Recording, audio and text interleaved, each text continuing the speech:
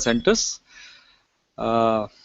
We have a little change basically what we have provided you, that okay, today we'll be devoting 2 sessions only on say basically on green construction technology and green materials, and then I think most probably by 12:30 these sessions will be over, and we will be having that final feedback and valediction by 1 o'clock, and then we will be winding up the program. Maybe I will request all the centers, coordinators, all the centers to send me the complete list and your other bills, etc. By post or whatever way you can send it to me, so that they can be processed. So today we will be, in this session, we will be discussing on green construction technology along with the materials. I think we have already discussed basically why there is a need to go for green construction technology, because we have seen in the context of the climate change, it is important that okay, we try to reduce our carbon footprints. This is just the showing okay what is the greenhouse effect. This is a warming shown, and because we will already discuss it, we will be just rushing through this thing. Then we have already discussed okay, what are the causes of climate changes, what are the impacts on human beings and on our environment.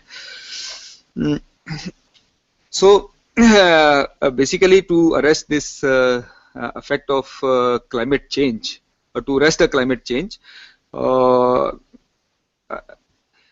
because you see that we have been discussing on various aspects of green buildings, and we understand that until now our main aim is to reduce the use of energy into building construction sector, and and that means that we want to reduce the carbon footprints of our construction by using such techniques which basically reduce the usage of energy into our construction activity. If you see that you can see that there is a significant proportion of carbon dioxide emission across the world because of this construction activity. In UK alone, the construction industry is estimated to influence nearly half of the total carbon dioxide emissions of the country, and same is the case in India also. Basically, you can say the figure in India is about 24%, and then 13% is emitted by the transport section. This is just an example here. I have tried to explain that carbon dioxide emissions for a building of 1 mile of urban highway over 50 years. You can see that the materials we are using here is about construction building materials and their maintenance, about we can say about 3,500 tons, and net because of building of this highways and movement of the vehicles at a faster rate and reduction in the jams, etc., we are saving about 7,000. But there will be some additional vehicles which are traveling on that road, so there will be addition. We are adding about 90,000 tons. Then sometimes we have the off-road facilities, etc., on the road, so which accounts about ranging between 30,000 to 1 lakh tons. So total is about 1,16,000 to 1,86,000, so about ranging between 1.5 to 2 lakh tons of the this thing. So basically, that is what we see that if we define the carbon footprint, I think most probably it has been also defined in one of the sessions. So carbon footprint is the measurement of all the greenhouse gases which we individually produce, and it is measured in terms of tons of carbon dioxide equivalent. One unit of carbon dioxide is equal to one basically kg of the footprint.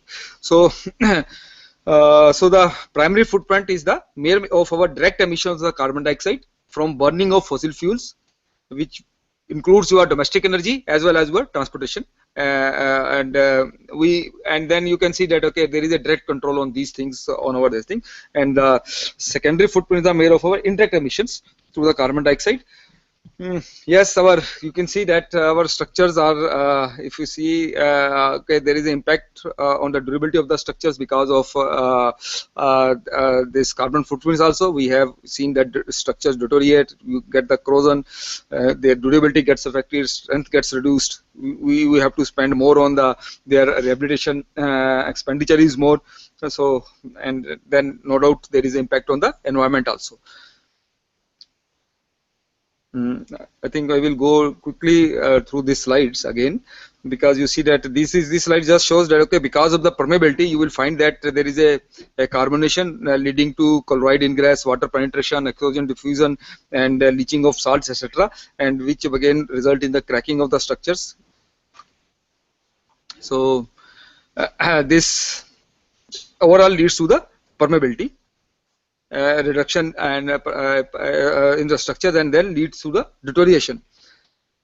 So, and basically that is the one indirect effect of our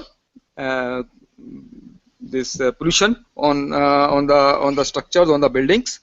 So we have to take care of this thing. So we have to see that, okay, whatever the we are saying that we have to arrest those things basically. Not discussing these slides again because so in order to take care of our things, so we have to adopt the green technology. We can say what is if we define simply technology, technology means that application of knowledge for our daily life and practical purposes. Whatever knowledge we acquire, so we apply it to improve our lifestyle. So basically the importance of the technology is that, okay, when we use the technology, we make our life simpler, more comfortable, and basically it becomes much more, efficiency improves. So and then it is again linked to the overall development of the country, leading to solving of socio-economic problems also. When we say green technology basically it is that technology which has the potential significantly to improve the environment performance related to other technologies. So, and then this technology means that we are trying to develop and use the products, equipment and systems in such a way so as to conserve the natural environment and resources, which minimizes and reduces the negative impact on the human activities. And then again we are looking for the environment soil technologies, which has been adopted again by this conference on United States Conference on Environment and Development Agenda. And this green technology, if adopted, will solve the problem of destruction of the environment and the natural resources, then improves the quality of the life and improves the health of the people also. It will conserve the ecosystem as well as cost to the government in overcoming the negative effects of the which are basically there due to the due to the development activities. So basically it is an alternative to improve the national economy without harming the environment. So, and so basically which technology will basically fall into the definition of the green criteria for the green technology. Basically that is a technology which minimizes the degradation of the environment. It has zero or low greenhouse gas emission. It is safe for use and promotes healthy and improved environment forms of the life. It conserves the use of energy and natural resources, and it promotes the use of renewable resources. And that is why means that, okay, for looking into this, we want to adopt the green technology. Basically it will result into the arresting the losses of income from the polluted resources, and we will be able to save our rivers and water resources, etc. There will be lesser health costs for the individuals and the government, and because the diseases related to environment like asthma, water contamination, food contamination, etc. Can be avoided, then we can prevent arrest the loss of the ecosystem and to the services. So so that means that adopting the green technology is important, because it again basically reduces the cleanup cost for the government, because there is a huge cost is involved in cleaning of rivers, in cleaning up of other waste which are generated. So that will be, then it will be we will do, and then we will be able to reduce the emissions up to 40% in terms of emission intensity of the GDP by 2020 compared with the its 2005 as per the United Nations Climate Change Conference, which has been our government is signatory to that basically. Um, in that one of the members of that particular committee. So so then that means that okay, if we adopt the green technology, that means what is required is basically we will be able to meet the strict product specifications in the foreign markets, because many of times when we go out and want to sell our products, so basically that green level becomes very important, whether you have adopted your environment management systems into the system or not. So that is the one basically added advantage. Then there will be reduction to the input cost also, because if we are using some waste material, so we are saving the raw materials, which is again very costly. When our environment image improves, this is another advantage when we interact with the international community, and then we will be able to meet the stricter environment regulations and features.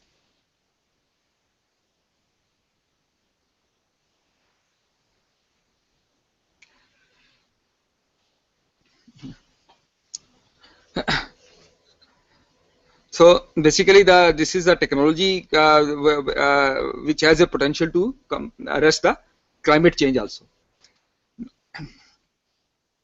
And then the purpose objective is to minimize the impact of buildings on the environment, and we need to integrate and basically incorporate the various strategies during our design, construction, and rehabilitation operation of the projects in order to reduce the footprints of carbon footprints of the construction activity.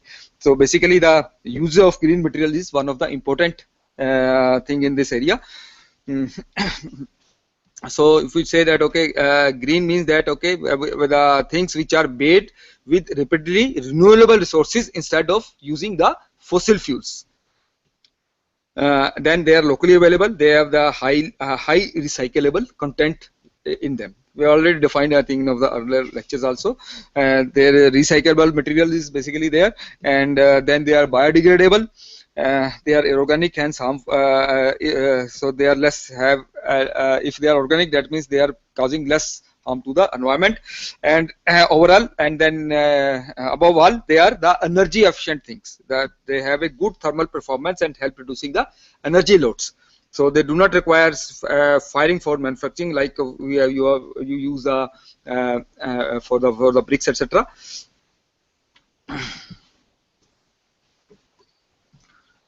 So do not use the coal or the firewood. They do not produce emission and pollution in manufacturing process, and they have a low embodied energy. That is one of the important things they require. That means that it requires lesser energy for their production. They are at the same time durable, and they have the low maintenance cost. So so there is a great potential for small scale production of the with the local manufacturers. So one of the things which is important is the green concrete.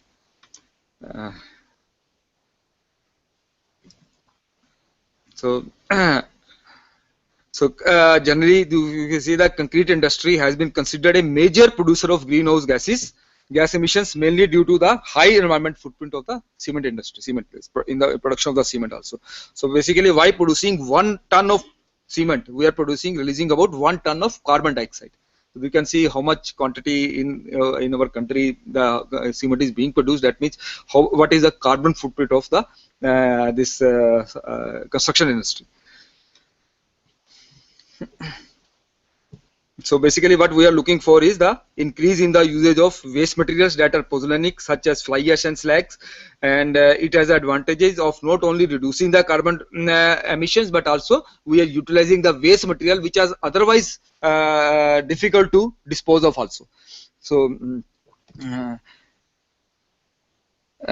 and then another this thing is we could run out of the fly ash. The coal is phasing out, because in many of the countries like in Canada, the coal is not being used, and our also country now there is a thing this thing that coal based energy is not being basically promoted, and wherever the like you must have heard of this Delhi, I think, plant. So they are again trying to whatever the thermal plants are there in based on coal-based thermal plants, they are being replaced by some other sort of a system. So that is what, okay, we have to reduce this sort of a thing.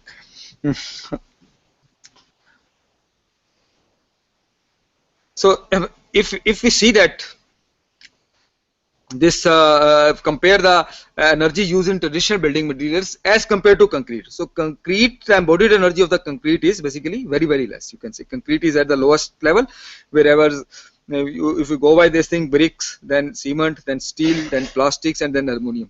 So basically this is the one materials in which we find that in the concrete is at as utilization of energy consumption is it is at the very less as compared to the other materials which are being used for in our and then I think to reduce further, we need to increase the proportion of the waste materials that are pozzolanic, like fly ash, this GGBS and glass furnace slag, rice husk ash. So these are having not only the advantage of reducing the carbon dioxide emissions, but also utilizing the waste. So if we are using, say, mixing this glass furnace slag, etc., with the cements OPC, so we are reducing about 22% of the carbon dioxide. And similarly, fly ash usage will reduce the CO2 emission ranging from 30 up to 15% actually. So this is a huge amount of say energy we are saving. Then again, water recycling is again one of the problem which can be which is to be utilized in our construction industry, and because there the main criteria is the pH value of this thing. So whatever the pH value is there, so basically that we need to utilize this thing. Then we need to recycle the aggregates also. That is the one more important thing, whenever that there are a lot of rehabilitation, reconstruction of the buildings are going on. So okay, whatever the waste is there from that place, we need to utilize that waste, and then utilizing the aggregates or in the form of for your backfields or for embankments and road construction is a viable option. Then alternate aggregates also. Many you can think of this fly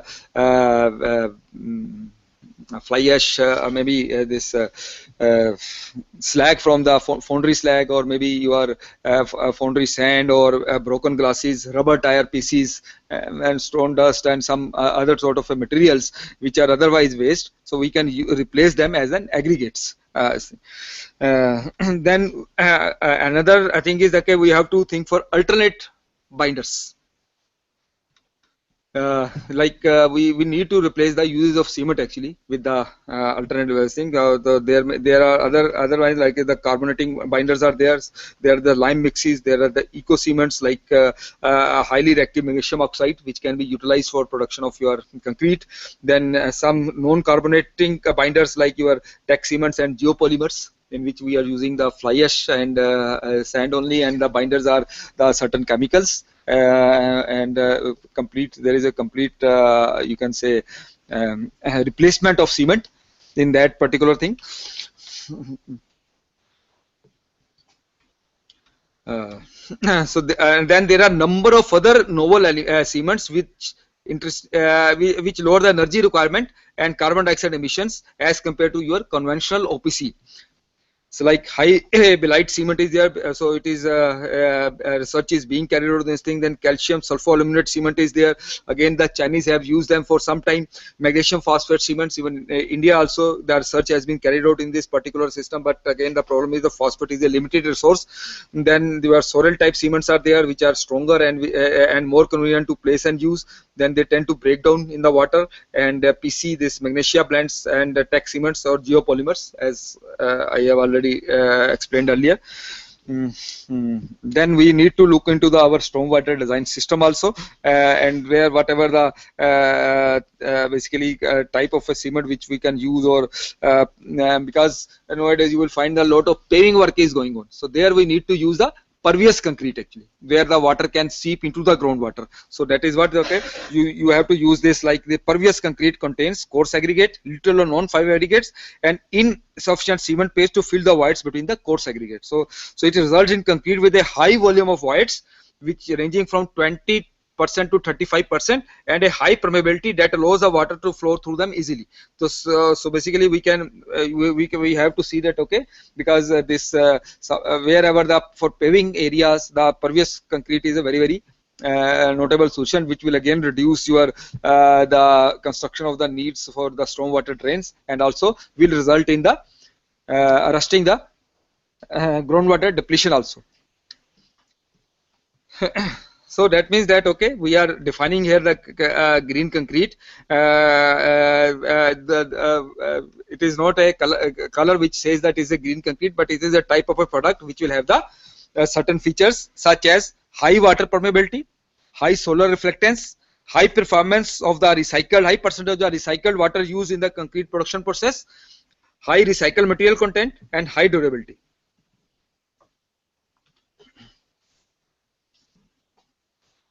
So where the demand of a green concrete will be there? Like you can see that, okay, when we are constructing the green buildings, we are already discussing. So where we want to go for certification through your LEED or through GRIHA or through your IGBC, etc. So so most of these schemes are based on scoring systems in which credits or marks depend upon the manufacturers, and green concrete or green material is one of the main criteria for achieving those points. So that means that sustainability of building material is one of the major issues in all of these certifications. And the performance, basically we are looking for the green concrete's properties, which we say is that it is said to be having a good water permeability, high solar reflectance, recyclable water, recycled material, and durability. These are the things basically which we are looking for into the production of our concrete.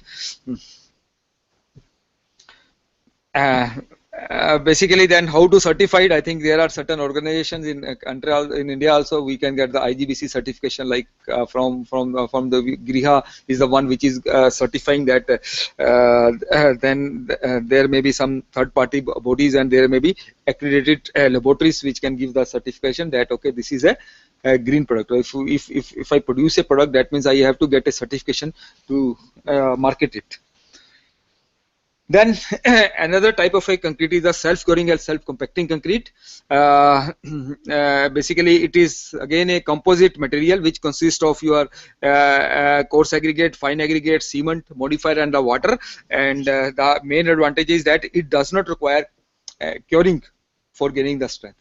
That is why it is called the self-curing and self-compacting. And it also doesn't require the vibration for this purpose. It is a flowable concrete which when put it there, it automatically sets without requiring any need of a water also. So that is the the other added advantage of using the self-compacting concrete is that, okay, its performance in corrosive environment is excellent. The concrete is 25% cheaper than the conventional concrete. This is a silent and water-free revolution in the field of the concrete technology. No noise is there, because we are not using the vibrator, and then no water is there because we are not using water for the curing. So a huge quantity of water could be saved while using this self-compacting concrete, and it gives you high earlier strength, and also advantage is that it is a corrosion resistant in a aggressive environment also, where it is prone to corrosion, so it can be utilized there also.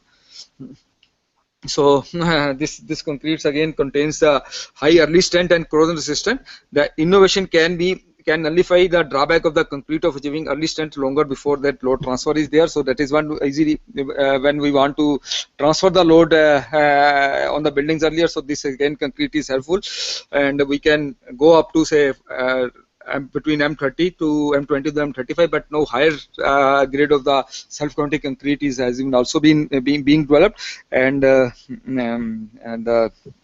is what the advantage is, that, okay, compaction and noise pollution is not there. Maintenance cost is also less. So another advantage is that okay, this can be used in an area where water scarcity is there, like in hilly areas or some other places. So there you have a and then in areas where the transportation like road is being constructed, because there you need to open the road in an earlier stage. So basically there we can use this type of a concrete also. Then I think the important thing is, in our material is that the use of the fly ash in different building materials. So, as you see, a lot of fly ash is being generated over thermal plants, and the various classification is like, okay, we have the class C and class A, low temperature fly ash and high temperature fly ash, and the basic properties that okay, it's looking into the fly ash is that okay, when we are utilizing into our building product is its size and shape, its chemistry, its color, its chemical characteristics, its mineralogical characteristics and reactivity. So basically whenever we are getting the fly ash, so you get the chemical analysis done and see okay, what does it contain, and then depending upon its constituents we can use it for different purposes in this thing. So so that means the quality of the fly ash which we are using here is very important. Basically it is a heat of flow, heat of emission, then fineness, chemical composition, uniformity. So these are the important when we are using it for our in the cement production. And the various potential areas where the fly ash can be utilized is you can use it for the landfills, you use it for roads, in construction of roads and pavements, yes, for soil stabilization, where the mass concreting work is going on, in precast building products, your Portland pozzolana cement, bricks and blocks, clay and fly ash bricks, then your sand lime bricks, your Falje bricks, and in cement concrete. You can again go for the construction of precast concrete slabs, cellular concrete, masonry cement, thermal insulation of the bricks, then wall and floor tiles, distempers, domestic cleaning powders, utilization of fly ash in the agriculture, and metal recovery from the fly ash is again one of the things which can be tried also.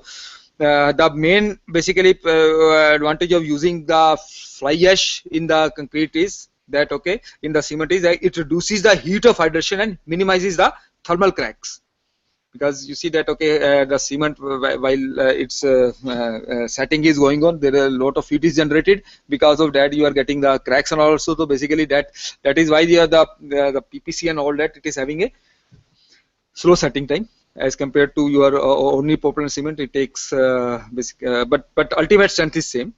Then absorption of the sulfur lime, pore refinement and grain refinement, because it is a finer in size, so it improves that also. So gives the improved permeability, leading to the enhanced durability of the structures. So so another type of the concrete which is again developed from the your fly ash is the high volume fly ash concrete. So basically it is an approach to maximize the usage of fly ash into the concrete. And this type of a concrete has a low water to cement ratio.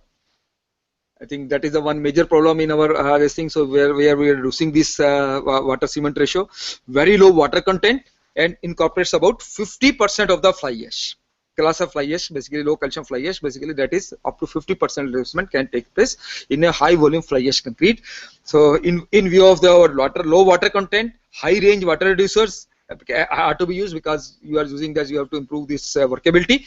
So this high volume fly ash concrete has all the attributes of the high performance concrete, namely excellent mechanical properties, low permeability, and superior durability. So this is the one particular material which is again qualifies to be defined as a green product, because here we are using waste material, here we are using lesser water, and improves the durability aspects also. So so that is what it is, mainly consists of the fly ash in high volumes, coarse aggregate, fine aggregate, and water. And compressive strength for the M20 grade concrete can be produced up to which is having a designed for M20 grade, but giving the strength of 45 Newton per mm square.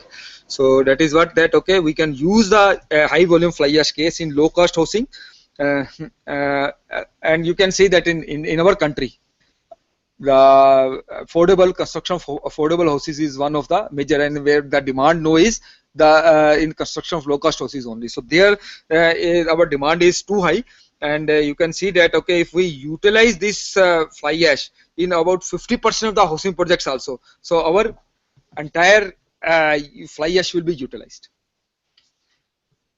Okay, so then we have the high volume fly ash concrete. So it is again innovative, cost effective and eco-friendly concrete. Ratio of flexural strength to the compressive strength is again very high as compared to the conventional concrete. It has better resistance to fatigue, better abrasion resistance, good resistance to attack by acid, and it is resistant to sea water attack also, and it is highly corrosion resistant product and can be utilized in the aggressive environment. It is cheaper also, durable also, and again reduces the CO2 load on the atmosphere. So you can see that okay, it has got a lot of advantages as compared to your conventional concrete. You see that this Hudco, they have estimated housing shortage equal to 31.1 million. Based on your 2001 data, maybe it can be little more also, and 24 million houses in the rural areas, which include the access households, so number of houses, and then again the kacha houses, etc. So based that, assuming that 50% of the above units will be utilizing this fly ash, you can see that okay, the whole can be utilized. The present generation of fly ash in India is about 120 million ton. So this is a huge amount. So if we use about 50% of total housing stock in the foundation and concrete masonry block in foundation only, so you can say 80% of the total production of fly ash will be utilized. So this is again an example. For an example, a low cost house having a plinth area of 250 square feet consisting of a living room, a hall, a kitchen and a veranda can be considered for this consumption. As you can see here, one example is given. CC in foundation, quantity required is for one particular house 1.44 cubic meter. The fly ash per cubic meter is about 400 kg, and total quantity of fly ash is 574. So basically in the masonry in CC in foundation only, you see that okay, total 5881 kg is being utilized. And if we say that there are 40 million houses, dwelling units to be configured, you can say taking the half of this also, 117.62, that means 120 which is being generated in India can be entirely utilized for this purpose only. So, and then the areas where application, you can say precast industry. Lot of now, I think already we have been discussing that precast elements are getting popular and popular because of their ease of construction. Their then their construction time gets reduced. So basically that it has got a very important this thing application in the precast industry. Where you can see manufacturing the roofing elements, fencing ports, pipes or sewer lines, railway sleepers, etc. Then you can go for industrial flooring.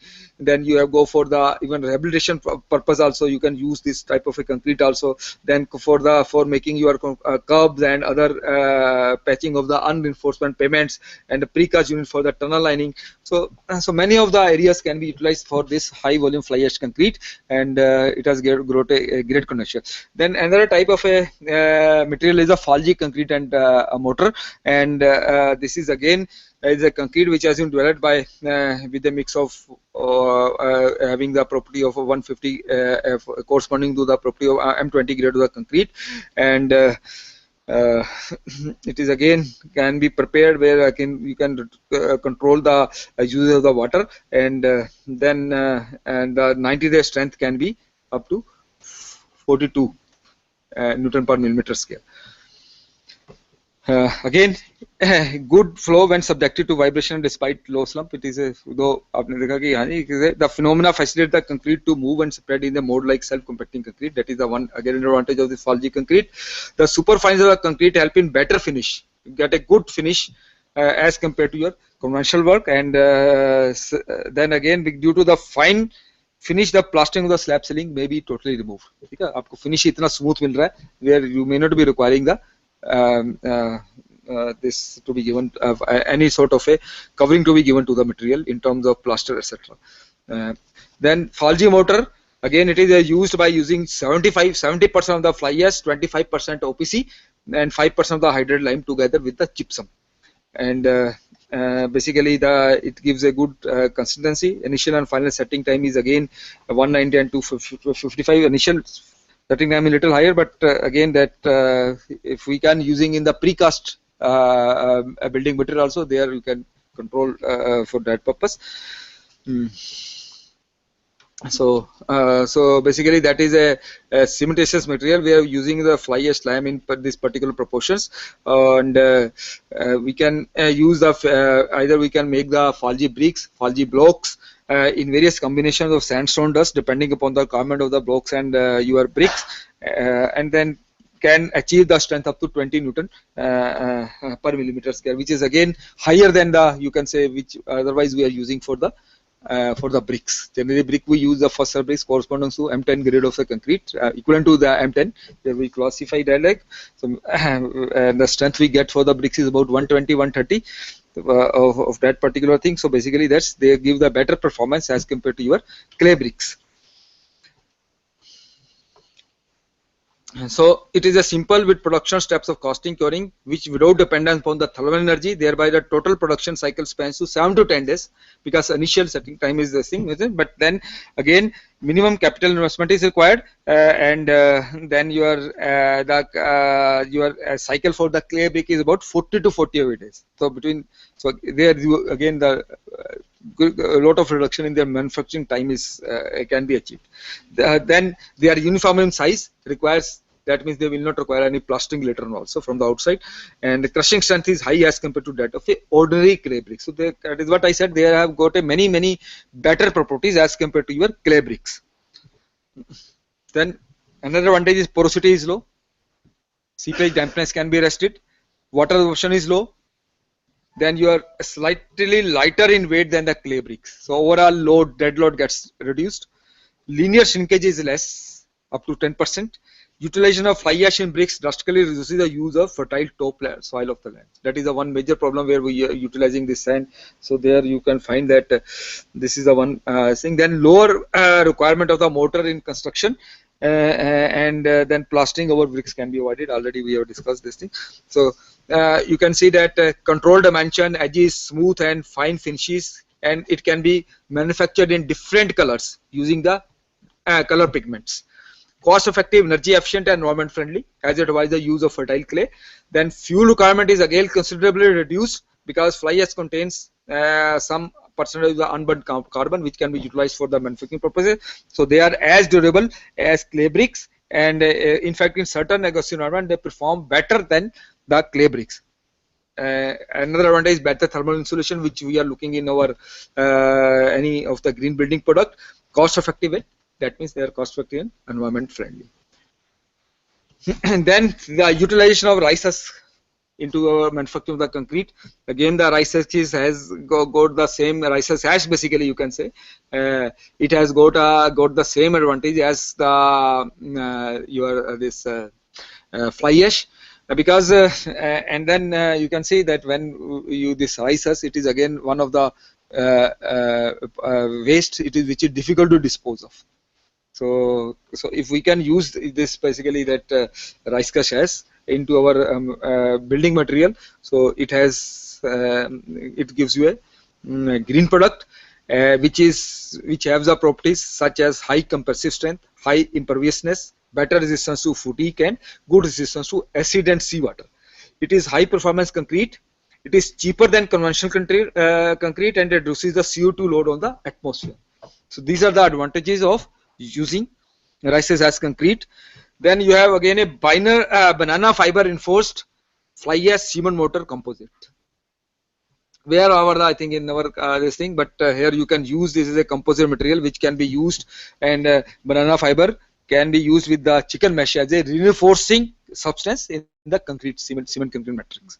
So the basic idea behind this material is that concrete can undergo large strain because near where you are providing the reinforcement, and magnitude of the strain will depend upon the distribution sources and reinforcement.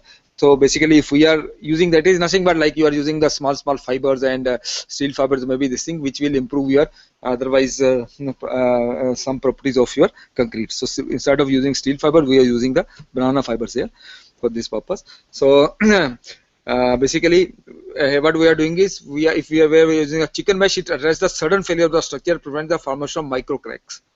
So when chopped banana fiber is in the specified percent is utilized, so the characteristics of the roofing sheet produce exhibits a vast variation in some of the basically where it has been used. So its performance has been found to be on a better side as compared to your. So the compressive strength, flexure strength, and durability is seen to be improved. The cement mortar composite becomes impervious to the nature, and due to addition of fly ash, there is a reduction in the heat of hydration, and then means thermal guards cracks gets reduced. There is an absorption of surplus slime released out of the ordinary porous cement to form the secondary hydrate mineralogy, which again adds to the proper hydration and proper strength gain of the of particular substance. So when this reaction with the basically lime, that is associated with pore refinement and grain refinement, which again will result in improvement of the reduction in transition zone, leading to the improved durability. You can see the roofing sheets of the excellent performance, having high strength, low permeability, and excellent durability have been produced and utilized in the by using these banana fibers. So it is again, you can say that this is an innovative, cost-effective, and eco-friendly material. It is highly durable in the corrosive environment. It shows excellent performance. It has high compressive strength. It is impervious.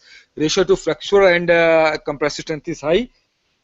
Due to additional chicken mesh reinforcement, easy repair is easy actually. That is another advantage, because you see ferro cement. So if there is a localized failure, any of these things, you understand this ferro cement, the similar way it is behaving like that. So basically that, okay, you are utilizing the natural fibers as a reinforcing material. You are using the and then your these fibers, they basically provide safety against the sudden impact and easy repair of the micro cracks if they are developed. The performance of the material is better as compared in terms of your flexure strength and in terms of your water impermeability, etc. Then thermal conductivity is also good. It reduces the dead weight of the element due to small thickness, non-corrosive nature, easy moldability to required shape, and simplicity of the construction. There are the added advantages. And then lot of material gets saved as compared to your conventional material. The product is safe, having no health hazard to commercially available as asbestos roofing material. If you are using as a roofing material, so it gives you better performance as compared to the properties of this asbestos roofing sheet. No capital, very less capital investment is required. And then it is a good potential for generating employment in rural areas. The process of production is very simple, and it does not require any sophisticated machinery. Cheaper then your CO2 loads gets reduced, more durable. It is not carcinogenic in nature, whereas conventional seeds are carcinogenic in nature also. Safe, lesser exercise. So basically that is a very that means that, okay, what we are discussing is that this particular material has got all the properties to be defined as a green product. You can say the one example where I think the whole particular building has been constructed using this green technology. This is the you can say Rajbhasha Bhavan of Ministry of the Homes, constructed for the purpose of the national languages in Visakhapatnam. And yeah, so this is a 3-story building in which foundation of high volume fly ash concrete blocks have been used. It is a frame structure having walls made of fly ash bricks. Falgi concrete was used for structural purposes. The building has flooring with self-compacting and self-governing concrete, and the building was plastered with Falgi mortar. So whatever the material they have been used, they are following the category of your this thing. It is a dome-shaped structure made of banana fiber reinforced cement mortar composite on the top building, which again improves the beauty of the structure. Structure design is again based on limit state design. Cost of the building is 75 lakhs, and conversion saving over the conventional is about 25%. Okay. This is just gives you plan of that particular building. Okay, that plinth area was this much, first floor area was this much, or second floor area was this much. Okay, that is what this is, just a look of that particular building. More closer look. is the one. Then one particular concrete road in Visakhapatnam has been constructed using this GSB based concrete. Okay. There is a one particular Tarumitra in Bihar, you can say, where I think a particular campus of a particular, Tarumitra means the friends of trees in Hindi, and Sanskrit is a student movement to protect and promote the healthy environment on the earth. So this has been started by students in Patna, having its own campus in Diga in this thing. The movement has spread to many colleges and this thing, and it has about 2 lakh members in schools and colleges. So they have got many sort of a branches there. So this is the one, you can say, again the same green construction techniques. Again, more examples. Yeah, this is a brick with cavity, brick wall with a cavity. If there is a cavity, you can say it will give you a better insulation. This again, we were discussed on that as utilization of the waste material for into the walls and all that.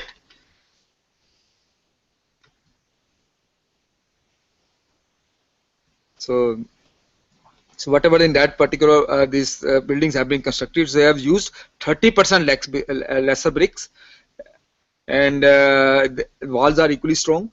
The hollow wall stops the heat from warming the building in a hot day, and there is a difference about 6 to 9 degrees in the temperature from the outside.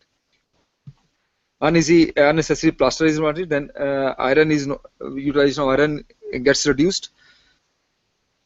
It is an arch structure, so we are not using the concrete. We are making the arches with our bricks only. In fact, if you go into your this go back to this Gujarat earthquake in Bhuj, most of the buildings they got destroyed, but wherever the arch buildings on the arch were there, so they were absolutely safe. Nothing happened to those buildings. So basically, they are so you can say earthquake resistant also. So the cost was very less. Yeah. This is the one roof. Just a view of this thing. This is a dome, and we are talking arch-like structure. We are talking. This is the roof of the constructed from the banana tree. Sorry, banana fiber.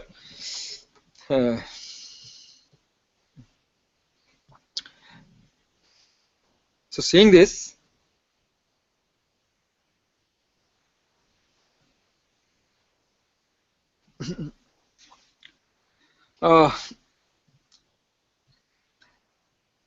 so another because then there are a lot of things going into the green construction also, but at the same time, green rehabilitation is equally important. When we are, because you see that lot of our resources or our say money goes into the rehabilitation of the structure also. So there also adopting the green technology is one of the major areas where we can use, basically we can reduce our carbon footprints when we are using the maintaining our structures using these green materials and green technologies. This is just to give you a general overview of this thing, that okay, whenever we are doing the construction, so basically we have to go for maintenance, and when if we are not able to maintain the structure, we have to go for demolition and smelting, and okay, whatever the products which can be reused and recycled, so we have to use into our construction. So this is again has to be a closed loop in that way, so that no waste is generated from any of the say demolished buildings also. So that is basically that again the objective of the green rehabilitation means that okay, we have to reduce the impact of the built environment on human health, enhanced occupants health and living conditions, conservation of prime resources, reduction of the energy cost, reduction in the greenhouse gas emissions, and waste generation. So we have to basically look into the climate sensitive planning of the house design, eco-friendly materials and techniques when we are going for rehabilitation, energy saving strategies, and employment of the local people also. So we are looking for looking into that enhanced thermal performance, conservation of prime resources, and reduction in the greenhouse gases, etc. Okay, this is again so. So that is what we are getting the benefits out of that this thing. This is one example of the rehabilitation of railway bridges. Basically, these are the bridges which were basically they were the very severely damaged in the East Coast Railway corridor, and in their construction, the N50 grade of concrete was used. It was assumed basically that it is because no data was available for these bridges, and you can see this is the type of the bridges which are there, and you can see this is all the things got corroded, and spalling was taking place. There were cracks and all that. This is a sort of a thing. You can say view of the picture. You can see that okay, what sort of the condition was there, and then again the sleepers which have been used in the construction of the railway track. The concrete sleepers were there, again they were badly damaged.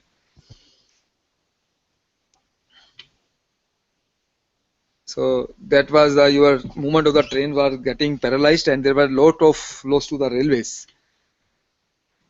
So investigation was carried out, and based on investigation, there were different types of cracks were found, and then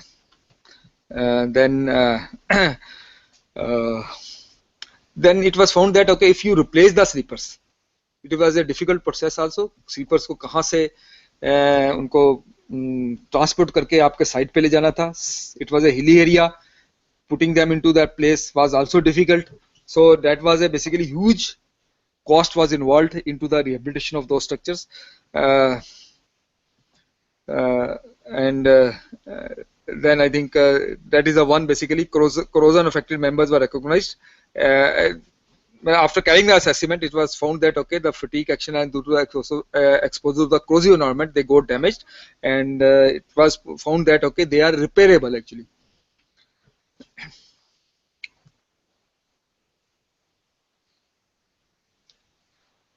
So piers were wrapped basically with with material basically that is and then whatever the thing was there, so epoxy growing was done to basically take care of the cracks, and these this is just explaining the technique, not go thing. So there were through epoxy growing they were repaired. Piers were repaired through epoxy growing, and all the cracks were sealed using that, and then advanced composite material was used for this purpose, where I think cement with your epoxies and these they were poured into your system, and then repaired it. Yeah, then the fiber were utilized for this purpose and anti-corrosion treatment. But when we are talking about the repair of the sleepers, so sleeper was repaired using self-curing or self-compacting concrete. Okay. So, so that was an easy way, because then using this self-compacting concrete, there was no curing was required, no form work was required, and the cost again was very less as compared to your original cost. This is one basically you can see that damaged sleepers were there. It is affecting the movement of the trains, and so there was a overall saving of 90% over the conventional method in case of a railway bridge. And similarly, in case of your sleepers, also the cost of the new sleeper was about 1568, but the rehabilitation cost of using self-compacting seat was only rupees 200. Nothing but that self-compacting concrete was used, and where because it can easily flow over this thing, no curing was required, no say better quality was or better was obtained at the site also, and carrying cost of the sleepers and all that, if overall cost was, you can see how much it saves. So this is what just an example that okay, how we can use this green technology into our rehabilitation things also. So this is nothing but giving the data of your this thing. That is what. Okay.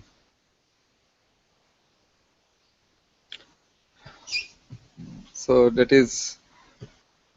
Okay, we'll leave it this thing. But and then okay, we have seen that there are so many advantages of using this green technology adaptation, but why we are not adopting is so if you analyze the things, okay, one thing is okay, high implementing cost. Generally, it is found that okay, the people are not aware of this thing. Lack of information is there.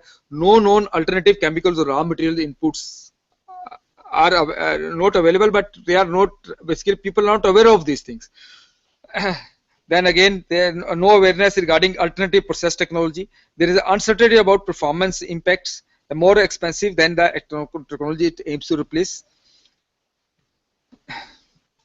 So basically what we have to see that, okay, we have to see that the green technology becomes the main choice for the products and services, and has larger local market, increase of research, development and innovation by local universities, research institution to the commercialized people should be involved, then increase of local SME businesses to the global market. This is again, then widespread of the green technology reduce the overall resource utilization by maintaining country's economic growth, significant reduction in energy consumption in the country, and application of technology green in the Indian culture. Because if you go back to the a few centuries back, you can see our construction technology was very environment friendly. We were having those type of houses where the ventilation was very good, where we don't require the fans, and natural air flow was there. But now, because of the reduction in space and because of other alternative materials, concrete available, we are going for ease of basically this thing. So we are going for not for the conventional, more construction is from the conventional materials, not from the green materials. So we have to look for more active, become more active on the awareness promotion, publicity and green technology education, application of green technology values in the life, increase of encouragement through incentive and tax, that is from the government side it has to be provided. Rule and legislation related to green technologies are to be framed and implemented. And so to summarize, I think we say that okay, that use of green materials and products represent one important strategy in the construction and rehabilitation activity. The concept of green technology can generally be organized into several areas of application. These areas include your sustainability, your material energy efficiency, land use and waste reduction. If you see that green buildings designed, they are not for the present use but considered also to give the, to serve well in the future uses as well. The main goal of a green building is not just to be more friendly to the environment, but also to the healthier place to live in the homes occupants, because it is giving you a better environment. Large scale utilization of fly ash is very important. You can use fly ash based bricks, cements, etc., which gives you better engineering properties, and again it gives you an opportunity to reduce the CO2 emission as compared to while utilizing the cement. Basically in Kyoto protocols, the fly ash duration is one of the major thing which can be utilized for this purpose, and you can earn a lot of carbon credit points also whenever we are going for such type of materials. Again, the in rehabilitation we can see that okay, this is again one of the things which can be used, and it gives you a rehabilitation at a very reasonable cost. So we need to develop new materials meeting the specifications which otherwise are there for our conventional type of materials, so that we can use the recycled material into our green technology, into our buildings and green buildings also. So there is a self-compacting and self-compacting concrete is one of the major this thing important technology.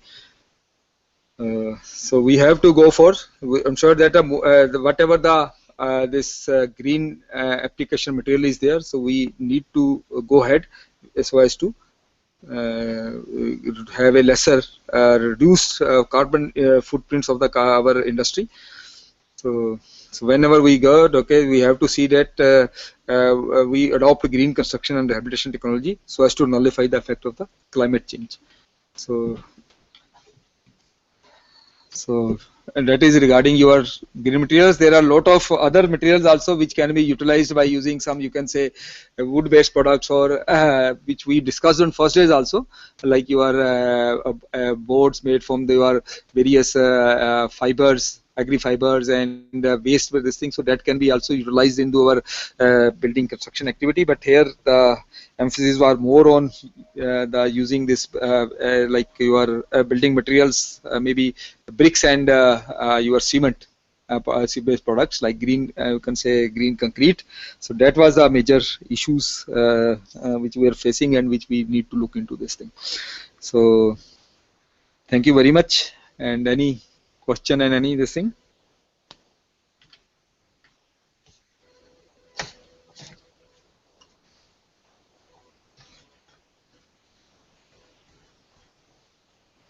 Hello. Yeah. Sir, I have a question. Yeah, please. The compressive strength given in the for the high volume fly ash concrete, it was Yeah. at M30 equal to 45 meter. Yeah. So is it that 20-day strength or in the less time the strength comes? Generally, when we talk about strength, is it 28 strengths only? 28 days strength. It is 28 days. Yeah, 20. But generally, sometimes it so happens that okay, if you are using like say some chemicals, some geopolymers, so they take more times to for their setting. Say that final setting time is little more. So sometimes it may be 60 days. That will vary basically. But generally, when we say compare with it, that means compared to the 28 days strength. Like suppose we are going for the geopolymer. So geopolymer concrete, if at 28 days you have to achieve at a higher temperature. You are going for 60 degree or say higher sort of a temperature. If you cure it at a normal temperature, room temperature, then it will take a longer time to set.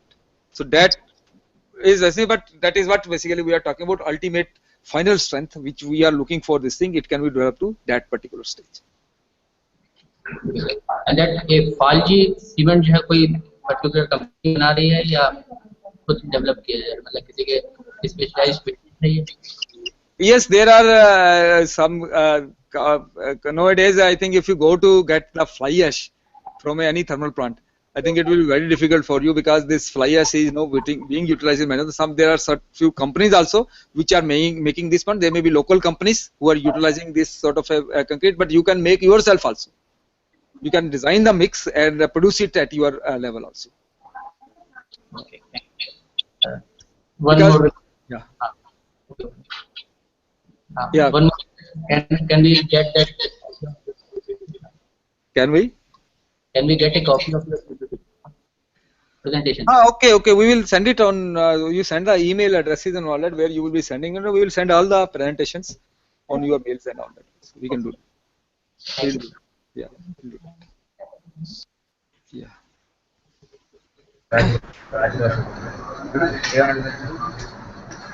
Hello, sir. Yeah. What part of banana is used for making banana fiber, sir? Basically, stem of the fiber, where stem of the banana tree, that you can utilize. We got chip it into the small pieces, and then you can use it for because it will act as a reinforcing material. Where like where we are using a chicken mesh, instead of using chicken mesh, you can use this also, or sort of using the say other type of fibers, we can use this banana fiber also for this purpose.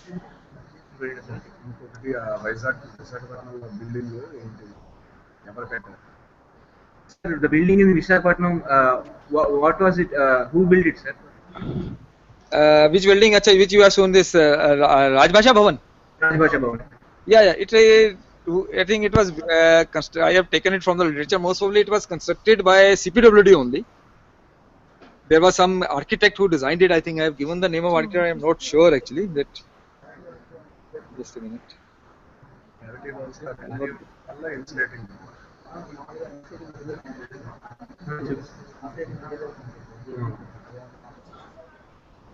Hello. Yeah. Good morning, sir. Good morning. Sir, what is the ratio by which we can use banana fiber? Ratio means you mean to say what ratio means? Quantity. मतलब जैसे steel fiber we can start from 0.5%.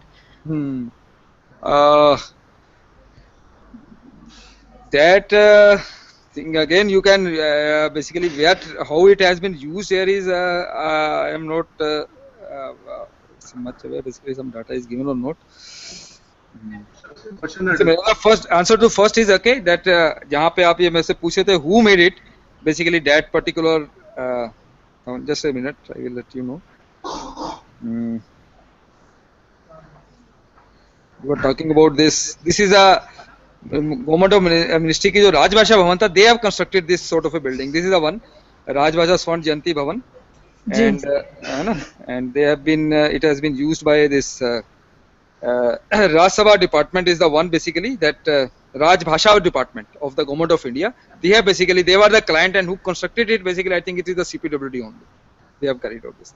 Then the regarding banana fibers, जी yes, when basically you have to basically design it, you can start it from say maybe you are mixing and all that. So it is again the as per the conventional fiber which are using it. So they have to go along with that only, starting from the 3% to maybe maximum up to you can go up to 5-6%. Okay sir sir और super pesticide भी इसके साथ use होगा वो super processor तो आपको अगर उसकी वर्केबिलिटी आप लेस है then you can use that super processor. अगर आपने okay workability water cement ratio less है उसको आपने इंप्रूव किया तो यू जी can use that also. Thank you sir thank you very much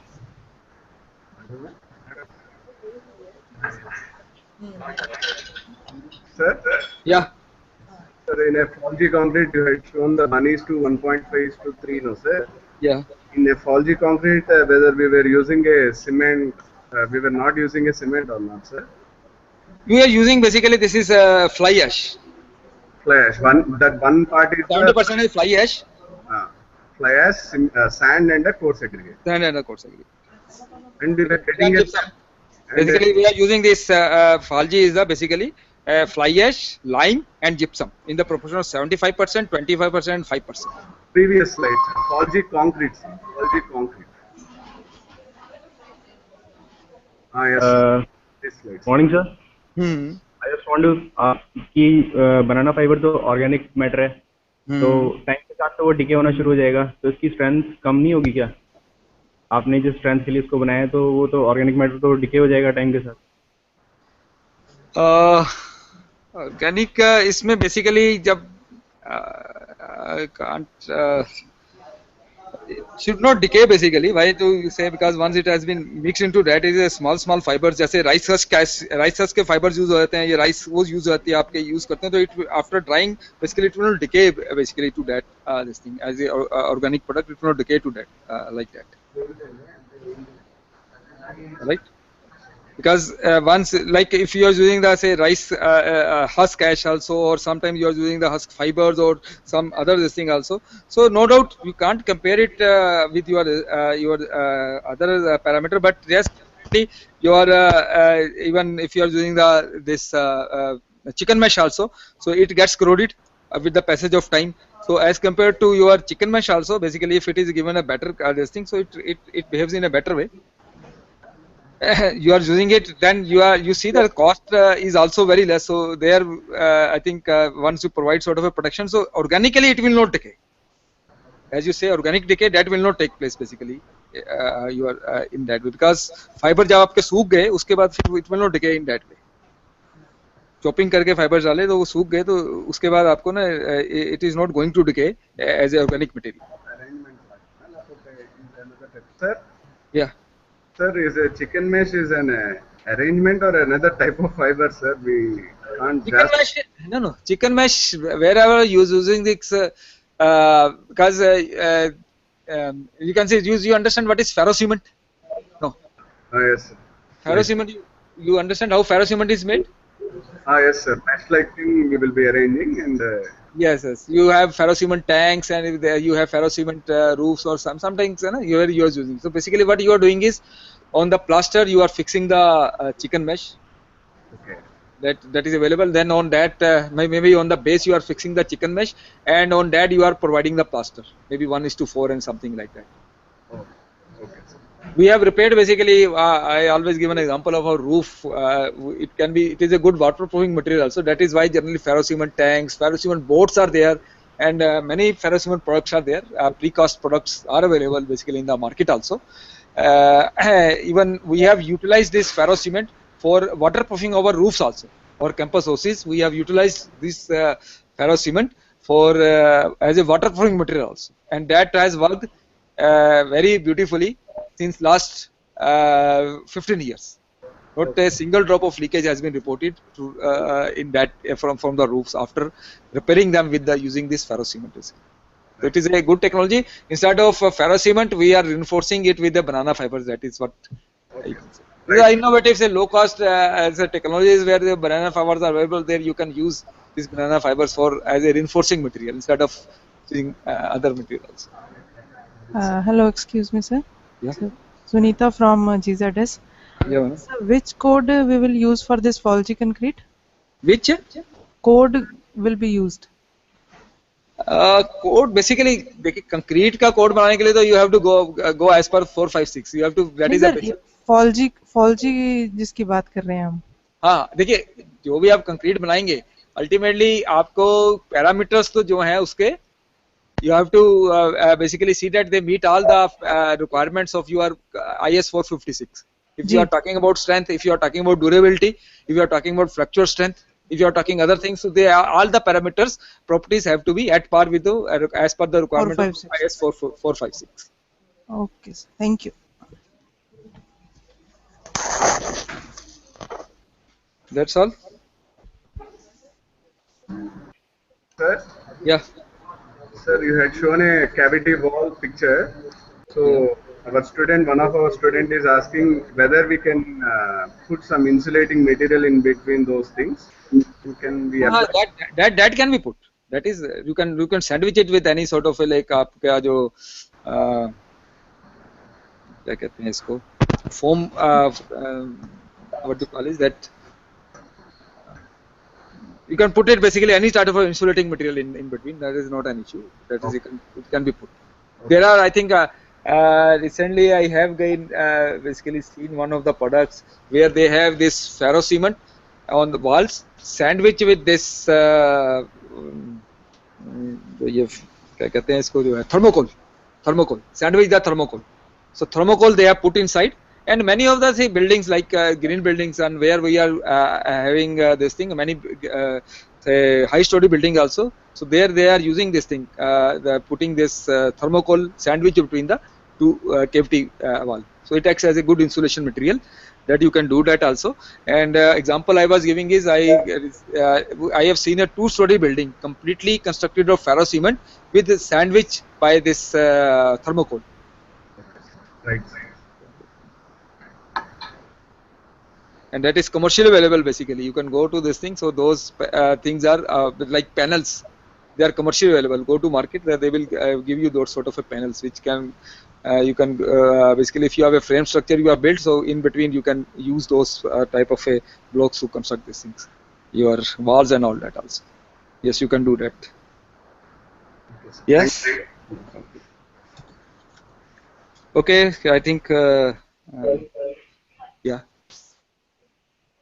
It has generated good pricked your minds. I will say that okay, you have come up with a lot of questions, so that means it has appealed to you. So you can do a lot of research work in this particular area. Yes. Right? Anything else? Sir, can we replace whole reinforcement with the banana fiber? Steel reinforcement? आपने बीच में अभी मैंने एक roof दिखाई थी जिसमें बीच में brick panel या वो दी हुई थी, तो you can fill it basically that sort of आप उसको कर सकते हैं.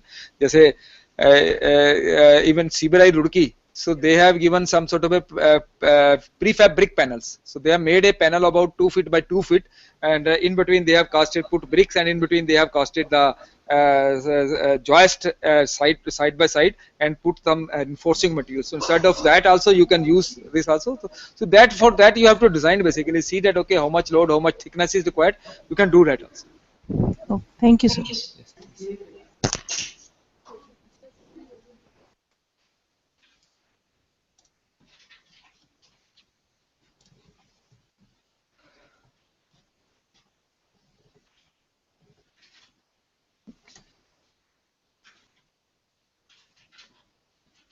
Anything else?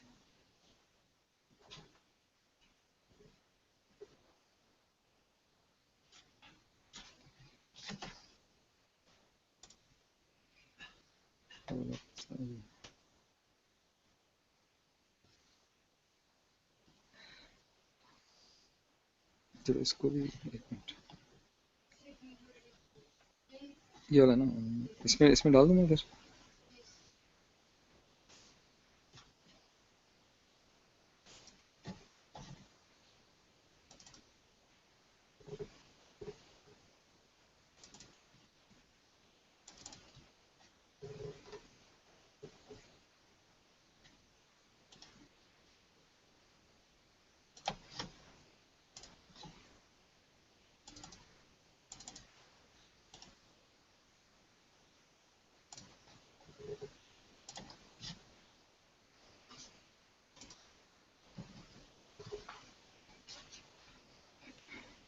हेलो, हाँ गुड मॉर्निंग।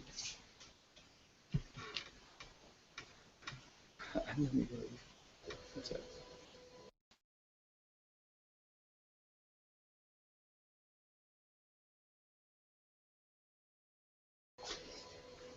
इसका एक वो आएगा, चलो मैं अपने इसमें भी भेज देता हूँ।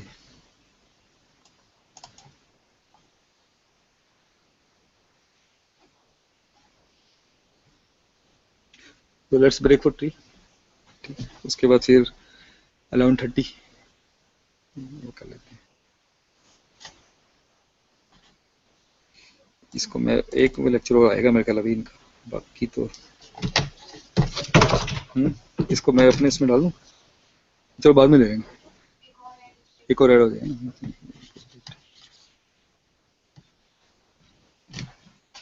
तो अभी इन्होंने आना है, शायद वो हो सकता है।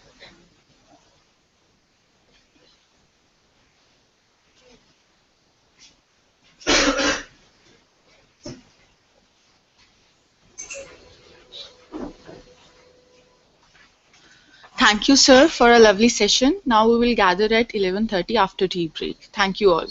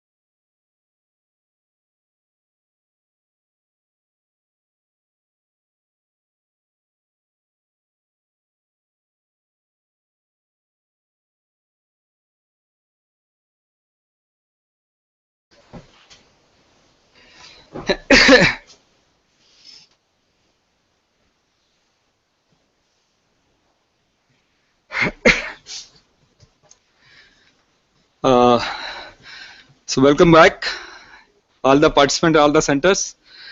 Now we have for this session with us Shri Jitendra Pal Randhawa ji. Sorry. He is a senior officer in Ultratech Cements, and he has done his BTech from REC Jalandhar in 1999, MTech in Structures from Guru Nanak Dev Engineering College in 2000, and then from 2001 to 2004, he basically worked in a Chandigarh-based construction company. Then from 2004 and afterwards till 2007, he worked in Ambuja Cements in the technical services department, and then from there onwards, from 2000 onwards, 2007 onwards, he is working with Ultratech Cements, which is a company of Aditya Birla Group, in different profiles, and is presently working in the city-based quality control ready mix concrete division.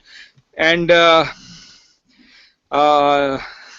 this Ultratech, they have basically introduced different type of green materials for construction activities, which has got a very special say properties, like maybe some porosity or some materials using this fly ash or some slag based concrete. So that way they have produced many say materials which can be say defined as a green material in the construction activity. Maybe they have a good ornamental value also as a say finishing product. These can be used with the with the properties which basically meet the requirements as is defined as a green product. And then this particular session is, again, as you can see in my background also, you can see that on this side, this is the Indian Concrete Institute, which is the Punjab, Haryana, Chandigarh State Center. They have basically, it is being this session has been arranged through ICI, and through ICI actually we are doing different sort of activities, and we are doing activities, say doing this technical lectures for the benefit of the field engineers, for the benefit of the architects, for the benefit of the academic institutions. We have a lot of student chapters also. May if your institute becomes feels to become a member of ICI of in this particular region, because all our institutions basically which are connected to us, apart from one college, or they are basically north based. So we have so we can promote different activities, and in particularly in association with Ultratech, ICI is doing a lot of activities, like they are having some sort of a quiz competitions. They are having this cube strength competition also. And then also, as I said, that they are into the training of different I think training and say fulfilling the training needs of engineers and field engineers and academicians in the area of this concrete mix design and in the area of green buildings. So so sir, I welcome you for this particular session, and we hope that all of us will have a very good interactive session.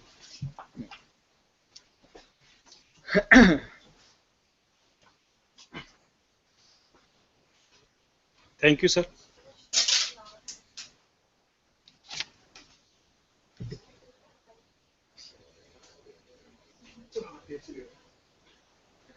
First of all, I would like to thank ICI and NITTR for giving me an opportunity to interact with such a wonderful session. So, in Ultratech, before going into the specialities of the concrete which we are taking care for sustainability as well as green house effects, I would like to go through some couple of slides about brief introduction about the group in which I am working. So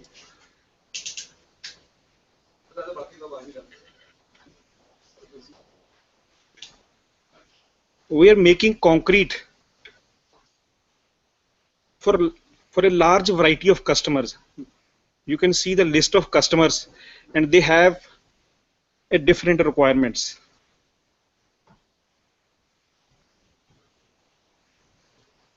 In this, while making concrete, there are two aspects we are taking into account. One is the product advantage, and second is the service advantage.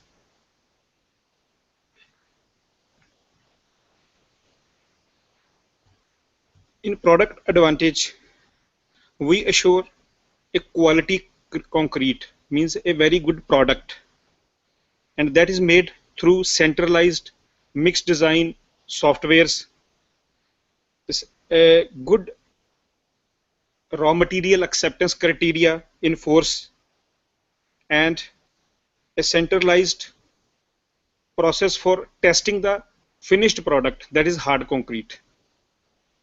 And in the service advantage, we have a very seamlessly integrated software where all the planning and scheduling of the orders to be executed are done through IT with the different softwares. In that also online mixed designs are done. Then all the financial controls are done through SAP, and SAP is a software which is a world-class software for material management as well as for accounting. And then dispatch of the material is also done with the softwares. And above all, there is a special product which we call value-added concrete, specialty concrete. For that, there is a line diagram with which I would like to explain how the concrete is manufactured. You can say a fully computerized batching plant. Then the total material is accepted through SAP. Orders are made in SAP, because running a commercial ready-mix concrete plant is a bit difficult task. But at the same time, we are supplying concretes to many customers and with different properties, like with different grades of concrete, different workability requirements for different applications. So keeping in mind all those things, we have to streamline the system through IT, batching and scheduling. All the orders are planned and the services are given at that particular time. Mixed designing is also done within Canadian-based software called Labsys. Then whichever concrete is produced is dispatched and can be tracked through vehicle tracking system. This is the total line diagram how the process works. All the vehicle tracking system is done through the GPS and dispatch through our in-house and some latest international softwares. Now specialty concrete. What is a specialty concrete? The concrete which goes little bit far ahead of the conventional. And the prime motive in that is to take care of the greenhouse effects and the sustainability effects as well. We will discuss in detail product wise. And the specialty concrete, which is specially designed to achieve one or more properties, behavior, composition, performance, which is usually superior in nature compared to conventional concrete. Sometimes the properties may be inferior also, depending upon the requirement at site. With a specialty concrete, there are multiple possibilities of application.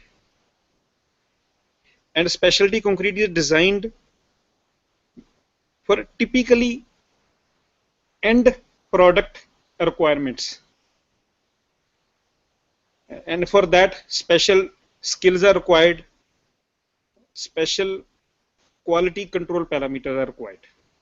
So all the things are taken into care. Now as you can see that for every game different ball is required. And in the same manner, for different construction different concrete is required. Concrete is a general name, just like a game is a general name, and football, hockey is a particular name for that game. Like that, concrete is a general name, and its different applications are for columns, for foundations, for slabs, for many end products with highly dense reinforced structures. Different products are required. So no structure can ever be same. The same goes for concrete solutions. So we have a bunch of special products. As you can see, we have patented all these products, and the list is continuously increasing, and the list has crossed now 20. Out of this, we have patented and supplied in this region also all these products. I will read it out, which is Ultratech Thermocon. It's a temperature controlled concrete. Ultratech Dicore. This is a stamped concrete. Ultratech Duracon. This is high performance durable concrete. Ultratech Hypercon, high strength concrete, which is M60 and above. Ultratech Colorcon, it's a colored concrete. Ultratech Lightcon, it's lightweight concrete, and the concrete which can float on water also. Ultratech Free Flow, this is another general name is self-compacting concrete. Ultratech Pervious, it is 100% permeable concrete. Ultratech Plus, this is enhanced performance concrete for particular application further. Ultratech Fibercon, say fiber reinforced concrete. I will come on that part product wise. We will be discussing all the products will be discussed in detail right now. This Ultratech Stainless, this is the corrosion resistant concrete, and Ultratech Zip is a bucket concrete. It's a very concrete in a very small quantity. Now coming to in detail product wise, the first one was Ultratech Thermocon. It is a temperature controlled concrete for mass concreting and for critical jobs. Now what is the requirement of this temperature controlled concrete? When we do a mass concreting where the structure size is beyond 1 meter, 1 cubic meter, beyond the dimensions are 1 meter and 1 meter, and beyond that the heat of hydration comes into picture. And you must be knowing that heat of hydration is there always in the concrete, and for thin structures that does not play much role. And in the mass concreting, heat of hydration is there, and in which is actually very dangerous. Heat of hydration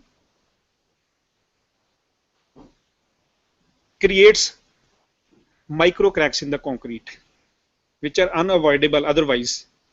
So we have to control that heat, and we have to make a temperature controlled concrete so that the core temperature does not rise above the limits. So we make a temperature controlled concrete, and the suitability of that concrete is for mass concreting and for better slump retention. When we supply concrete, certain time is taken from manufacturing to transportation to placing, and to retain that workability, it helps. The temperature control concrete helps in retaining the slump workability, reduces plastic shrinkage as well, and it has a better compressive strength after 28 days. We have supplied this concrete in some very prestigious projects. One is the monorail in Mumbai. We have done about 2 lakh cubic meter in 2 years over there. and the grade of concrete was M30 to M60. Now the second product is UltraTech Hypercon. Now Hypercon, it is a special high performance concrete designed for slender structures which bear heavy loads. And we place this concrete in a category from the strength point of view which has a compressive strength of M60 and above. So in the diagram you can see with the conventional concrete the same column has to be a very big, and with a very high grade the column's dimensions can be reduced. So in a very costly, with the land is very costly, we have to keep the structures and especially the columns with a very slender dimensions, because covered area is actually the sellable area in future. We have to increase that carpet area, so we have to keep slender structures. For slender structures we have to put very high strength concrete, and M60 above we have been producing up to M100 concrete in India. We have supplied that also, and designers are now designing very slender structures with that grade of concrete. And this has been again supplied in our DMRC, Delhi Metro Rail project. M60 and above concrete we have supplied so much, M70 also, and the strength was about 80 MPa after 28 days. About 3,500 cubic meter we supplied on airport line. Again in Gurgaon and in Ario we have supplied M80, and the 28 day strength was above 100 MPa, and it was a 50-storied building, and up to 20th story the columns were of M80 grade. Now another product is UltraTech Free Flow. This is a basically self-compacting concrete, and if we talk about energy efficient product, this is a very energy efficient product. There you don't need any external vibrations to compact this. This is by name, as it is explained, it's a self-compacting concrete. So energy is conserved in this. The features are it is a carefully proportioned concrete made with latest 4th generation plasticizers. The concrete is able to flow under with its own weight without any external vibration while maintaining homogeneity. Otherwise concrete segregates, and little bit of bleeding is also there in a conventional, and it's a very workable concrete. It flows actually, and the suitability of this concrete is RCC members with complicated shapes and very densely reinforced, and it gives a very superior finish, and even the compaction is sometimes more than the conventional concrete with this.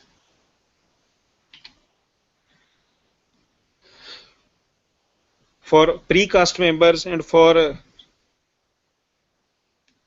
one project in Chandigarh we are doing, it's a government project housing from Gamada. It's a totally compact structure of 20-storied building, all volume columns. It is a self-compacting concrete which is supplied exclusively by UltraTech.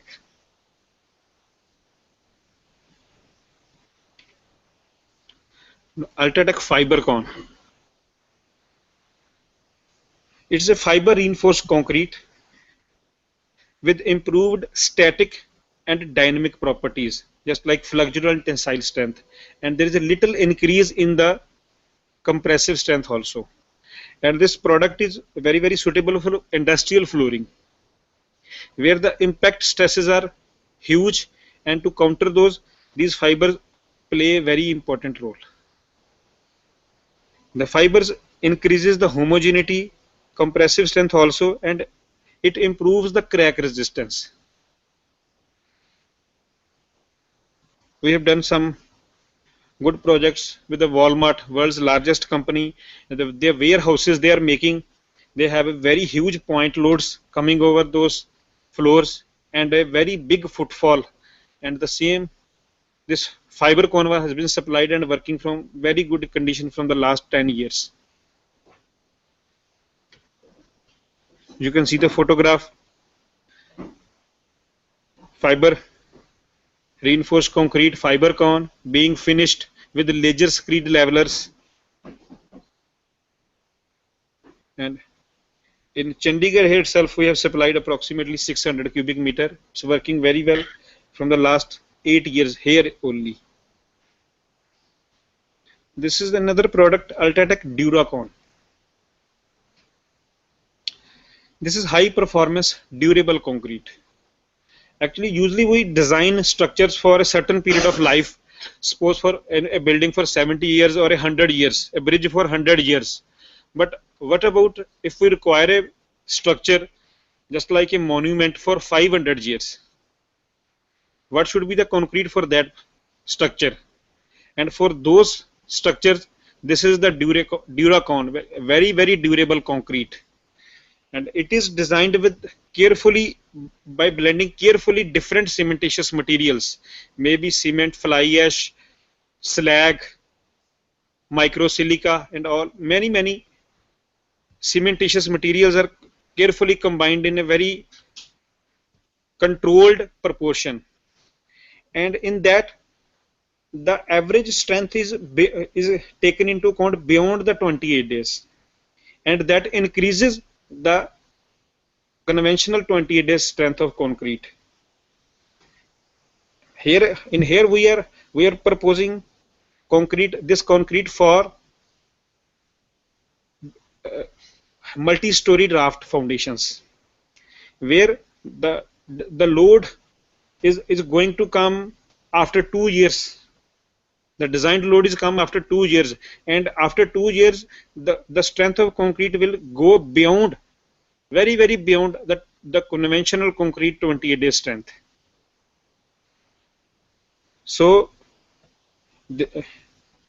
in this fly ash is mostly commonly used, which is a green product, and the blending of the other cementitious materials other than cement is beyond 50%. Only 45 or at the max 55% cement is used.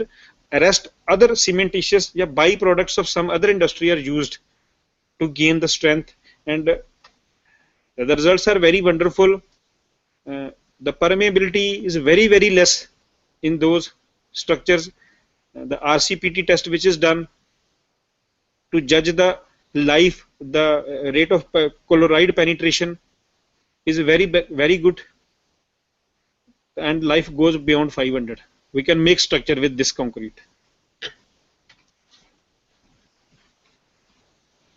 Some roads are also being made. When I was in Ambuja, they have constructed a road around 20 years back, and that is a high volume fly ash concrete, and that road is working very good till now without any repair. Like that, we have supplied this Duracon in Gurgaon. This is a Reventa project. In Delhi, we have in Chandigarh itself, we have given concrete to Sandwood Group with for M20 grade concrete with a 50% fly ash. Another product is Ultratech Dicor. This is basically a stamped concrete, and it is for flooring purpose, and you can call this is art on the floor. A simple concrete, very beautifully designed with different color patterns, different design patterns. The normal concrete, when it is laid in the fresh state itself, it is punched with different patterns, and colors are broadcasted on the top with different shades. And this is a high-end product for a very prominent commercial buildings like 5-star hotels and all. and it can be used for parking as well. It's a motorable floor, and it's a monolithic concrete. There is no joint, and there is no cracks even. The aesthetics are very good. You can see some patterns and colors.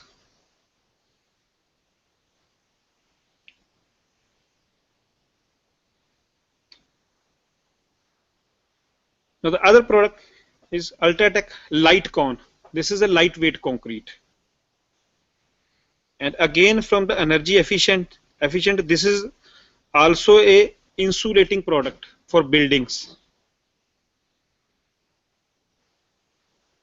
The concrete, it's basically a non-structural concrete used for filling purposes or for insulating purposes. For filling purposes, we design this concrete as light as possible, and the density of concrete is around 600 kg per cubic meter, and you can imagine the density of water is around 1000 kg, and this concrete floats in that. And to decrease the dead load in the sunken portion of the building where we use cinder and all that, this product is much better and even lighter than that, and the dead load is very, very less for filling purposes. And for the insulation purposes, on the top of the roof, which is directly exposed to sunlight, if you use this concrete, lightweight concrete and thermocol based, we can reduce the ambient temperature inside the room to 5 degree, reduce and retain also in winters.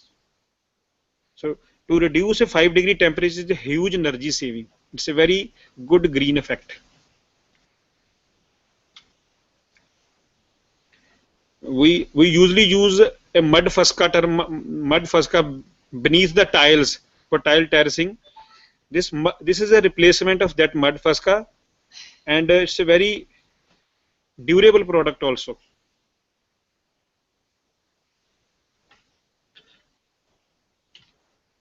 Yes, please.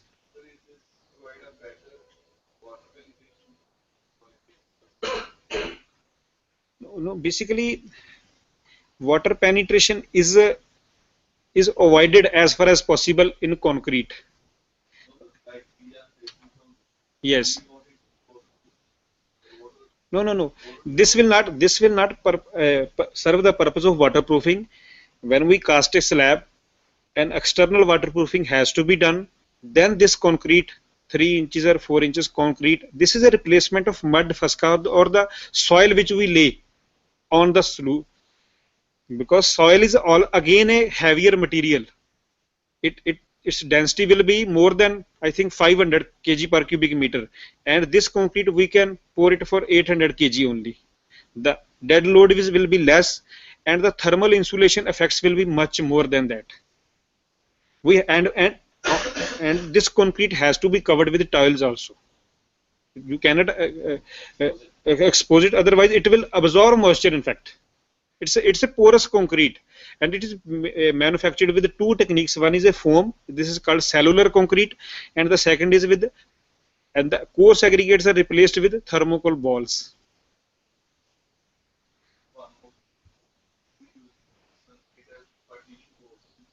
Yes. So it will be little bit, it will be as soundproof. When the material is porous, soundproofing effects automatically comes in that, because the propagation of any wave will be much more as the density of the material is.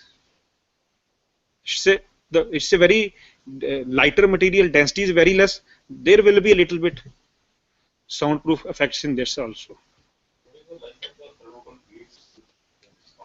Life is as long as you are protecting it. If it is protected from harsh weather conditions, rain and sunlight, it's a lifelong with the structure. As the life of structure, so is the life of this concrete. It has to be covered. Then another product is Ultratech Plus. This is a general name, plus further we have developed some product in this, that is a slab plus, column plus, foundation plus concretes. And this plus concrete is a basically a concrete with higher initial setting time of concrete and lower final setting time of concrete. This is a challenging task actually, to retain that concrete with that workability for more period, so that we get much time for finishing, for placing and all that. And once the concrete is laid, it starts setting immediately, so that the de-shuttering or the stripping of vertical faces can be done as soon as possible to recycle those shuttering material. So this is a product specially developed for time-bound projects and for very high-rise buildings where the shuttering material is in huge demand and we have to recreate it as fast as possible. So the final setting time is reduced and initial setting time is delayed. And there are multiple benefits of that also. The one benefit is the control of shrinkage cracks. Usually shrinkage cracks occur in a plastic stage, plastic shrinkage, and when the concrete has not gained any strength, and as soon as the concrete starts gaining the strength, those shrinkage stresses can be bearable, that concrete. And we have to make sure that the concrete starts developing that strength as soon as possible. So this Ultratech Plus concrete is suitable for that segment. In the color cone, it's a concrete made with very high quality, consistent, UV resistant colors. Colors are mixed in the concrete. It's again of two types: integral color concrete and broadcasted. For structures like columns and roads, integral colors are usually used, and for flooring we can use broadcasters. And the question is, where do we use these color concretes? We can paint the concrete also, but there are many requirement of structures you can't paint. If there is any damage of the edge of the structure, the natural color of concrete will come, and if it is a totally colored, it will be again of that color also. And as I said, is like a stamped concrete, which is a with impressions. There are requirements. For example, we had a query that they require a colored concrete for the parking, and the roads, they want a different color, and the area to be for car parking with a different color, so that they can put a signboard, don't park the car on this color. So there is a requirement of this type also, and there are requirements for some commercial hotel industry also. They require different color concretes. The colors are imported from Germany, and the challenge is to retain the colors. With the direct sunlight, the climate conditions of this North India is very severe and extreme, and the colors fade after some time. And to have to retain the color of that natural look, the color should be very good quality. Now your question, this is the pervious concrete. It is a 100% permeable concrete, and from sustainability point of view, this concrete is very important, and which is used for soil water recharging. As you know, in cities we are metaling all the surfaces. Roads are being constructed with bituminous roads, concrete roads. We are spreading concrete everywhere. As the rain happens, water flows into drains through nalas, and again water goes to sea, oceans. So how to recharge the soil, how to recharge the soil with the water which we are extracting continuously. So we have to have a certain space where the rainwater goes inside the soil. So this is the concrete designed so that we can use that area also, that surface area also for any purpose, and in the same time the water also penetrates, and this is suitably for walkways, as we can walk also, and even we can have a two-wheelers also in this. Heavy loads cannot be sustained because the maximum compressive strength of this concrete is only M20. So it can be used for walkways, for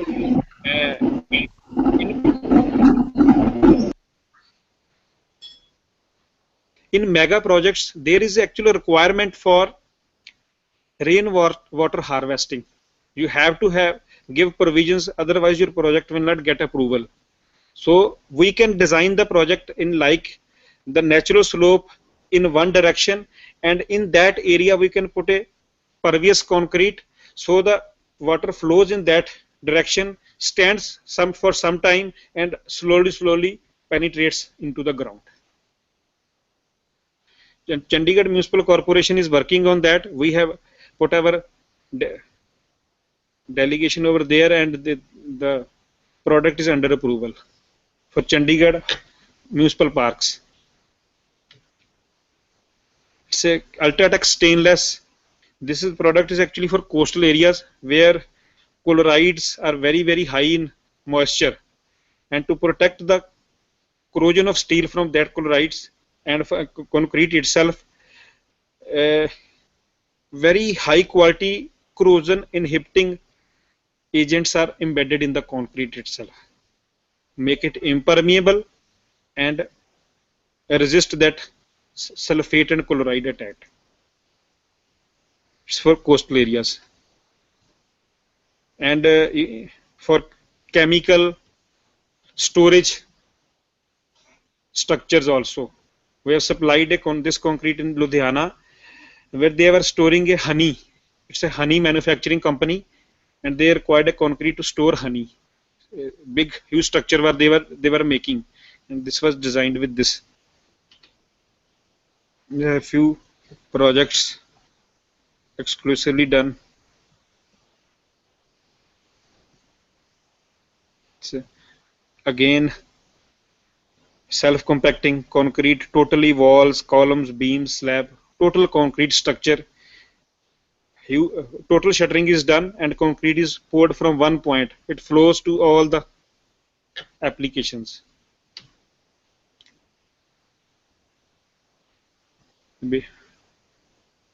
Now, as I said, there are further application-based products: UltraTech slab, slab plus, column plus, and foundation plus. Now, as column requires different workability, different stripping time, slab requires different. So the products are designed highly customized according to the requirement. For columns, we have to strip the columns after 24 hours, and in fact, sometimes after 16 hours. So the concrete should set within 16 hours, and the slab we de-shutter after 20 days. So requirement is different. Foundation plus, where the compressive strength is not required after 20 days, because the foundation is not going to get the load after 20 days. The load may be coming after 1 year, complete load, when the building completes. Now, further, we have developed a concrete which we have named this as a UltraTech Zip, and this is a concrete in very less quantity. Usually concrete is considered to be, ready mix concrete is considered for projects, and we are making concrete for very micro retail segment also.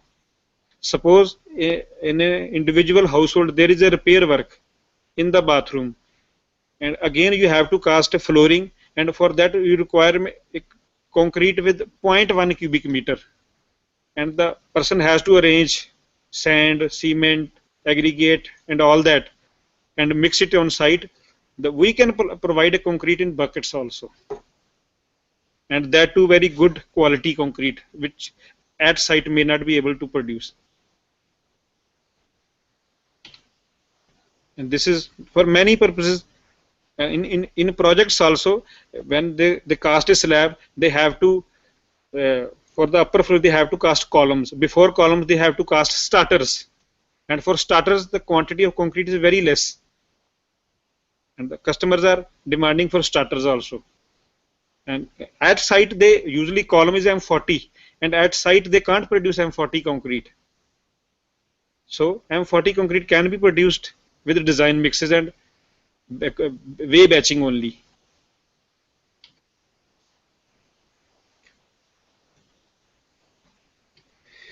This is all about the products.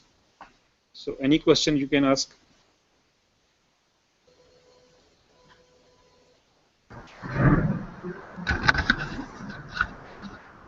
Hello. Hello. Sir. Yes. Sir, actually, we are from PVP Siddhartha in our concrete lab. Yeah. Actually, we were making a self-compacting concrete. Yes. Okay, so when we were trying out the proportions like 1:, like something, when we were trialing out, Yeah. how to get the cement condenser so that for meter cube. We don't have such a meter cube like thing equipment. Just we have a 100 kg mixer, so 60 kg mix, 70 kg mix we used to do. But for a overall per meter cube, how can we assess that cement content so that other things will be getting, sir? So when you design a mix, the mix design should be for a particular grade. When we make a concrete, it has to be of particular grade. And the cement contents for the self-compacting is much higher than the normal concrete. Basically fines are required for flow of the concrete, and minimum 500 kg per cubic meter fines are required, and those fines may be from the cement, fly ash, slag, or even the sand particles which are finer than 75 micron. That comprises the fine content, and that fine content has to be 500 kg per cubic meter. Otherwise, self-compacting will not perform. The flow, the V funnel test which we conduct will not perform. Okay. 500 kg is the threshold. Okay. So no, sir. That point of view is actually in our laboratory we were doing for a 60 kg mix. 60 kg. 60 kg mix in a mixer we were mixing. Okay. For a meter cube, how we can transfer those contents to the, like how much cement content, how much sand. We were getting a good SEC mixer, sir, but how we can get the contents of cement, sand, coarse aggregate, like those practical. That is actually typically a calculation, a simple calculation, proportionate calculation. If you are making concrete for 600 kg or a trial mix of 60 liter, actually concrete is produced in liters actually. When we talk about a meter cube, it is 1,000 liter actually. And if you are making a concrete for 60 liter, you just multiply for 60 liters you are putting X amount of cement, and for 100 liter what will be the content of cement. That is a simple calculation. Right. Okay, sir. Any other? Hello, sir. Sir, I have a very small query.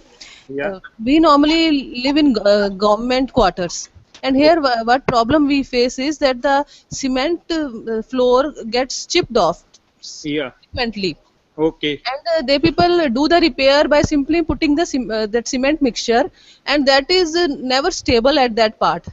And Oh this is yeah, a yeah. very big problem for we people. Any product of yours could serve the purpose. Uh, it can be actually the what is the problem is the floors which usually are constructed is not of a very good quality of concrete, and particularly if I talk, the water cement ratio is usually very high. And that is the problem when the concrete start getting chipped off. Now to repair that concrete, first of all, some polymer based epoxies are required to apply and then pour a concrete. a proper bonding has to be there. Until unless you bond that concrete, that will again get chipped off. Bonding agent, there are many bonding agents available in the market, and all the admixture companies are making epoxy based polymers and polymer based bonding agents. You apply that bonding agent with a brush and then apply concrete, it will not get chipped off. Particularly it's a chemical which bonds it. Concrete, a very good made concrete with a controlled water cement ratio will work, but the bonding has to be there with some chemicals. Thank you, sir. Okay. Sir, Yes. sir, you have mentioned about the zip concrete, no, sir? Yeah. Yeah. So, is there any limit of the initial setting times for that, sir? Because you are placing it in the buckets and transferring to the site. So, Yes. time lapse, what are the initial setting time and final setting times? Initial Is there setting very- time, we are designing it for 6 hour initial setting time. We are putting some retarders and air in that also. And the initial setting time is delayed actually because it is not in agitation mode. Not in agitation mode, because otherwise concrete will start setting in the bucket itself while transporting. We are putting some retarders, and initial setting time is, that depends. We are generally we're keeping it 4 hours, and if the distance is more, we can extend it to up to 6 hours, and the final setting time will be about 24 hours. Okay, sir. Sir, is there any variation in the water content also for that zip concrete? Water content is there. Actually, we follow the same codal provisions for making concrete. When the customer requires concrete for extreme conditions, we follow the same water cement ratio, although the total cement content is more in that, because concrete is in very less quantity. There the cost of cement does not matter. For a huge quantity of concrete, the economics has to be there. For a small quantity of concrete, the quantity of cement does not matter. We put some extra cement, and with that extra cement, we get a room for extra water also, because we have to maintain water cement ratio.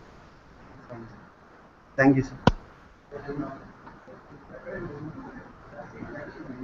Hello, sir. What is the fiber basically used in ultratech cement? Hello, Pardon? sir. What is the fiber basically used in ultratech cement? Name of the fiber, please. Hello. I didn't get it. What is the fiber? Yes, sir. What is the fiber basically used for making ultratech, especially concrete? The fiber from which we are manufacturing is, again, the fibers are many types. Yes. And for the particular application which I talked about is the industrial flooring, and for industrial flooring steel fibers are used. And again, steel fibers are of different types. The length to diameter ratio of the fiber is to be there, that is called aspect ratio. And in Ultratech, we prefer to use a Bicard fiber, which is a Belgium company, and that fiber comes with a glue. When we put the fibers in the concrete, the glue dissolved and the fibers dispersed homogeneously in the concrete. This is for industrial flooring, it's a steel fibers. And for other purposes, just for slabs, if we are putting that, then the fibers will be polypropylene fiber or polyester fibers, and that fibers are used for controlling the plastic shrinkage cracks. For industrial, it's a steel fiber which I talked about. One question more. What is the material for waterproof? Pardon? Waterproofing of the material. Actually, waterproof, as of now, our product for waterproof is under development, which will be 100% waterproof. The product name has been decided. In fact, it will be called Aqua Seal, and the product is under development stage. Waterproof concrete. Actually, concrete is not a impermeable material.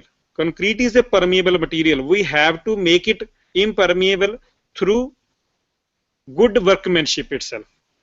We can make any grade of concrete with a very lower water cement ratio unless it is very good compacted at site, very well cured at site, will not become waterproof concrete. So we are working on that so that under worst working conditions the product can perform as a waterproof. We are working on that, and we are trying with some integral and in fact what we call that waterproofing compounds are there, crystalline waterproof compounds which swells in the concrete and seals the pores. We are working on that, and in a very short period of time the waterproof concrete from Ultratech will also be in the market. Hello, sir. Hello. So whether slag concrete is resistant to corrosion or not? Yeah, it is resistant. Okay, sir. And sir, there is another question that steel slag is a green material. Sea slag? Yes, sir. No, I haven't heard any sea slag. Actually, slag is a byproduct of steel industry. But steel slag. Steel slag, yeah.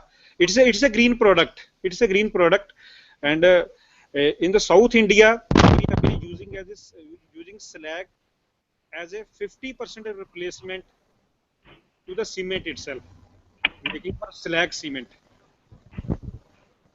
Okay. It's a green product. Thank you. Sir, I have another question. Sir, how slag fix is thermal? Couldn't get the question. How slag blocks slag bricks is thermal insulation? Yes, sir. Not audible. Sir, slag bricks and slag.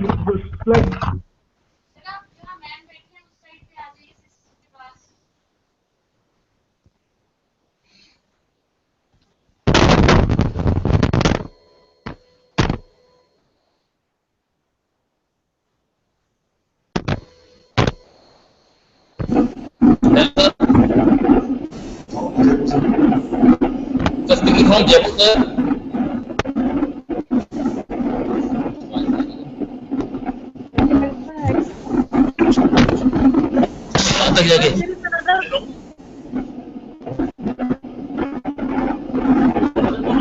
Hello. Good afternoon, sir. Hello, sir. There is one more question, please.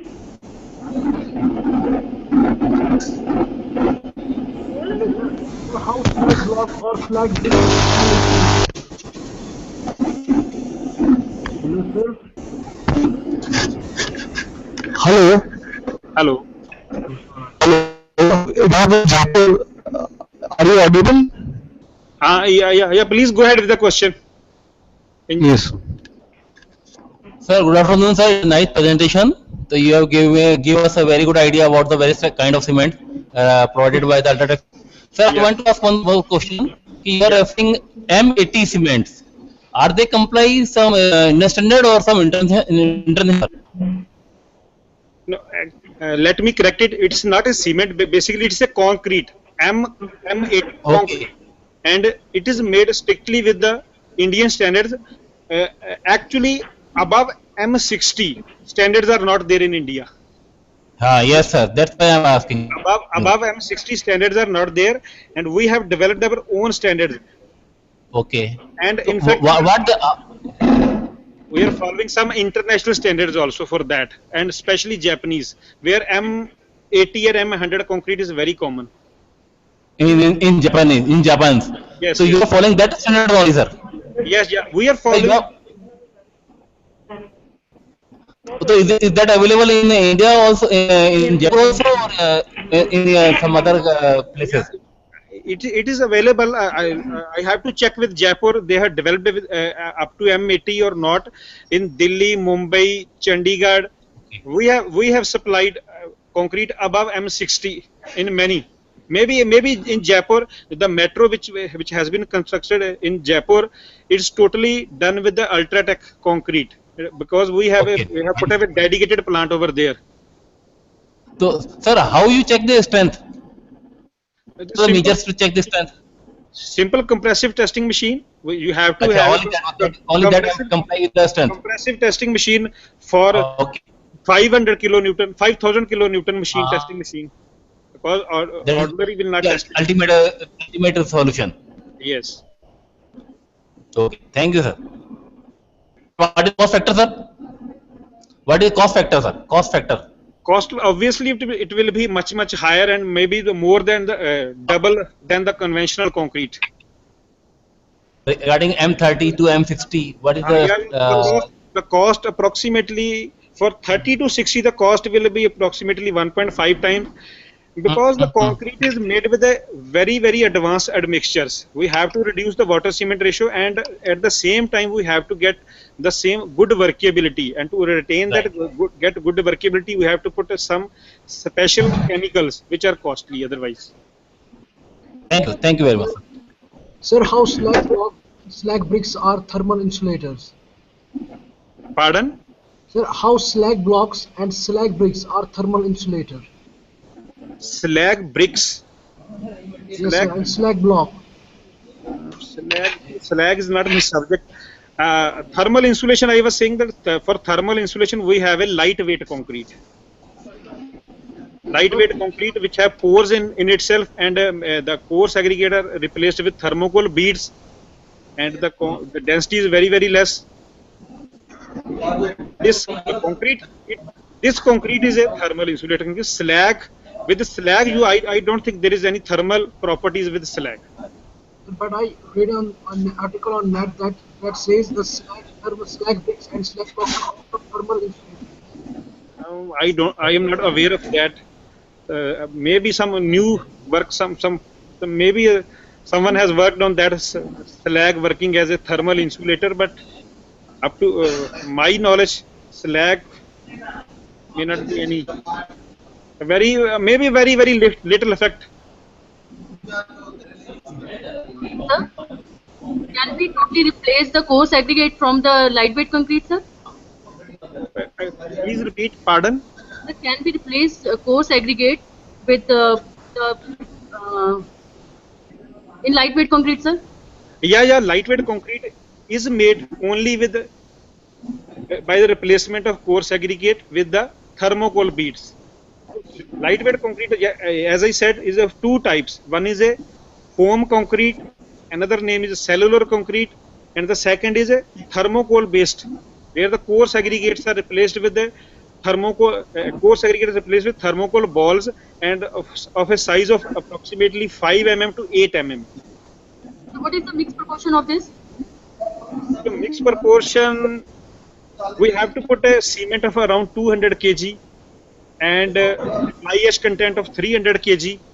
Fly ash is basically a lighter material, and thermocol beads approximately 8 kg per cubic meter, and water of 150 liter, and a sand of approximately 300 kg. When you add up all the contents, the density will be around 1000 kg per cubic meter. It's light. The grade of concrete will be nothing. There will be no strength, approximately 1 MPa. It's not a structural concrete actually. Thank you so much, sir. Sir, one more question, sir. Okay. Sir, one more question. Please go ahead. Can you? Sir, may I continue? Yeah. Sir, can you provide some soft copy of these write-ups which you have given us in that lecture? The soft copy are there. You can have it. You can actually in Jaipur itself we have a Ultratech cement office, Ultratech concrete office. You can have that from there itself. Okay. Okay, then we'll take it. In Jaipur, sir, we had contacted to Mr. Tamar. Yeah. He is in charge of, I think, this regional center of Rajasthan. Mr. So he said Shrimali ji is looking Jaipur. So he had approached to our college and interact with the students also regarding this. So lot of exposure of your concrete they had given us, and we are in touch continuity with your company. Yeah. For further information, our website is there, which is displayed on the screen itself. you can have that. And the detail of all the products which we have discussed here is all in the website itself. Thank you, sir. Thank you very much. Thank you. Okay, and one more information, and that this lecture will be available on the YouTube also. Okay. Thank you very much.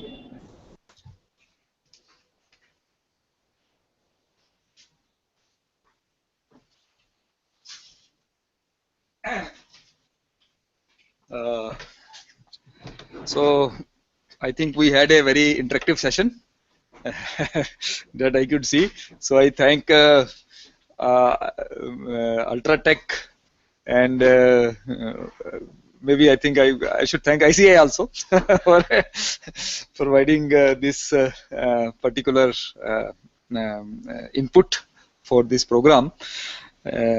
Now we can have the validatory function. So I think we have Amy Gupta ma'am. She has joined us. I will also request our guest from the Ultratech, and we have with us Shri MC Jindal ji. He is retired regional director from Central Government Board, and he's the one basically who we have not discussed that topic in our session, but that is one of the most important, though we have been reporting water reuse and water recycling.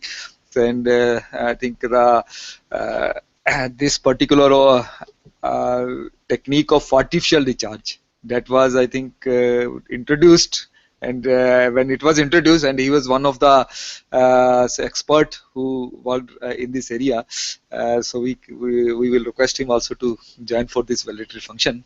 So we request all the dignitaries to be here.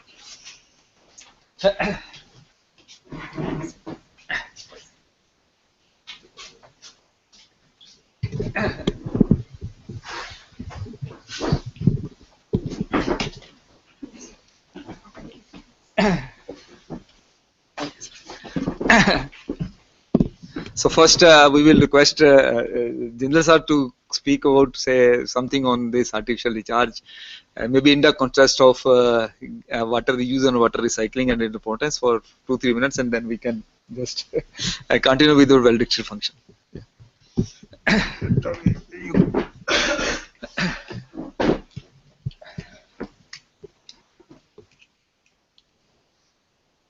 The topic of artificial recharge is a burning topic in the Indian context. The only thing which I like to mention here is that groundwater artificial recharge is the most expensive management techniques of water resources. So though we are practicing it in the country, and many organizations such as municipal corporations and many governments are making it mandatory to be applicable to even households, you will be surprised to know that in the developed countries, individuals are not permitted to recharge the groundwater. The basic reason is it is very difficult to maintain the quality of water which is to be recharged. And if you happen to be recharging with poor quality water, you could be actually destroying the existing resource. So it is very essential that it has to be practiced with lot of care and precaution. So I would not say that it should be a blanket permission for everyone to go ahead and practice artificial recharge, because it's very rare to get water which is fit for recharging. The only point people put forward is that rainwater coming from the rooftop is good enough for doing the job. Yes, but conveyance of that water to the recharge structure may introduce many pollutants in between, and hence we should take care of these factors also before introduction of artificial recharge in any area. The best way is for basin recharge, because the basin takes care of all impurities. One. Second point is the recharge must be done with wasted water. Wasted means which we cannot utilize. Third point is that we say that okay, monsoon we get extra recharge, extra water, and that is what we are putting into the ground. Monsoon recharge, the structure which we create, its maintenance over the year is very difficult.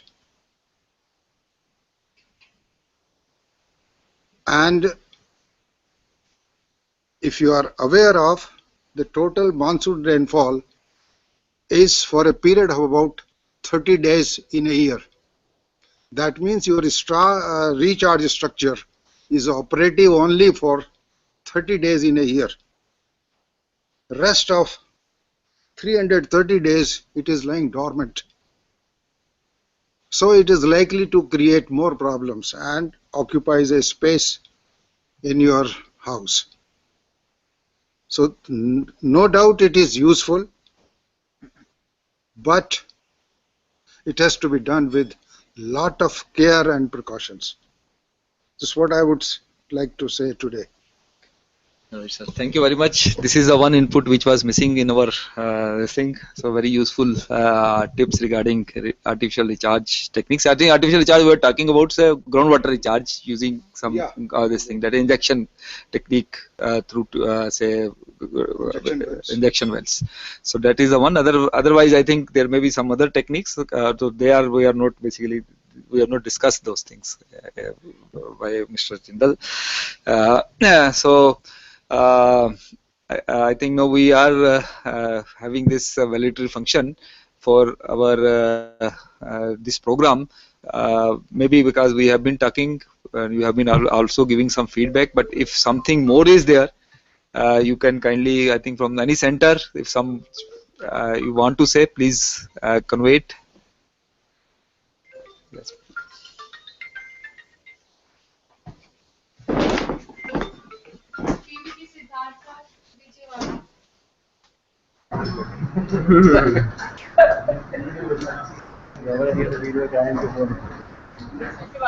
Good afternoon. You have any feedback for the program 1 week?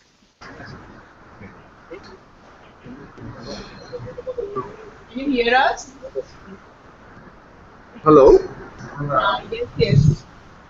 First of all, thank you to Sanjay Sharma sir and Himi Gupta madam for organizing this workshop, Green and Energy Efficient Buildings.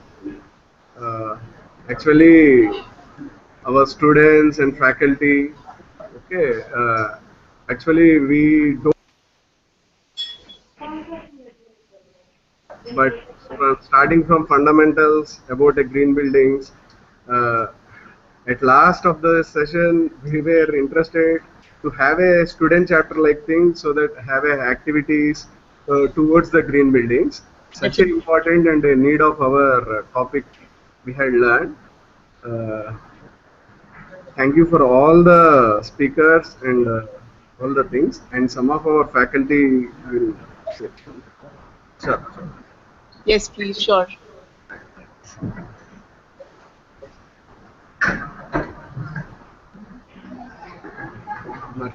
Sir, all the sessions are really interesting, sir. Got a wide knowledge about the green technology systems also. And what I want to request is, we want to set up a nodal center at our college also, sir. So I request, what is the procedure for setting up a nodal center at our college? RVR and JC, sir, Guntur. Nodal center for what? For conducting this type of programs, we want to have a nodal center at our college, madam. Yes, RVR, Guntur. So whenever there is an ICT, you can see our O plan on our website. So if you're interested in getting a becoming a nodal center for ICT, you can contact the department and the coordinator. Just like you connected with us this time, you can always connect to the coordinator. Okay, we came from other college. Actually, we are from other college, ma'am. Okay. I'm participant from other college. You can also connect. Basically, we are having one more program on sustainable environment management for 14th to 18th. If you want, you can send your request on my mail. This is Sanjay Sharma, chd@yahoo.com. SANJAY@yahoo.com. Okay, sir. You can give your requirement. 14 to 18, we are having one program on sustainable environment management, where I think it is a general awareness sort of a program, and all the any participant from any department can join. Thank you, sir. Yeah.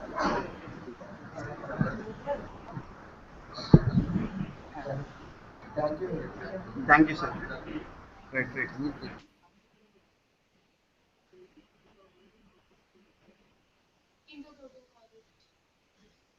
Indo-Global College. Yes, ma'am. Are you audible? Are you able to listen me? Yes, you're audible, Ritu, please. Yeah. Good afternoon, everybody. I'm Ritu Goel on the behalf of Indo-Global College, thanking all the members who have given us very useful insight in the field of energy conservation. Thank you, sir. We also thank NITTTRCHD Chandigarh, especially Dr.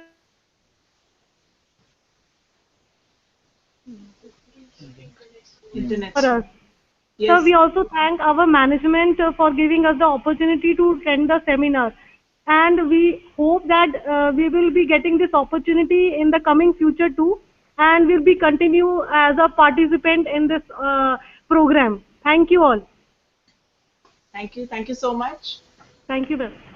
You can go to Baddi University. Yes, ma'am. Am I audible? Yes, ma'am. Am I audible? Yes, you're audible, sir, please. Yes. Thanks.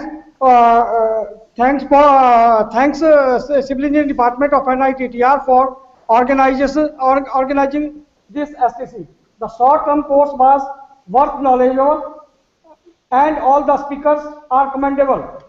All the participants have been updated by this STC.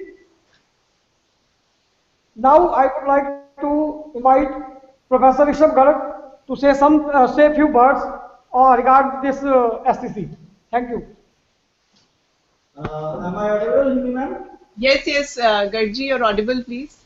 I'm thankful to our management, Baddi University, especially our Honorable Vice Chancellor, Dr. Shakti Kumar, for giving us the moral support to have this course. And I also thankful to NITTTR Chandigarh, especially Dr. Sanjay Sharma, for selecting us as a model center for this course. The course of the green building, green and energy efficient building is the need of the hour. And I think that we all have to be one step ahead towards this energy conservation. So I am also thankful to Professor Devendra Sharma, Mr. Ankush Tanta for coordinating the same, and all the delegates from our university for their patience hearing. All the sessions I have heard was very good and are worth knowledgeable. So I really appreciate that these sort of programs should be continued in future, and hope that we all will be a part of these sort of programs in future also. Thank you. Thanks a lot. Thank you so much, Professor Garg. Thank you so much. We can move to Bathinda next.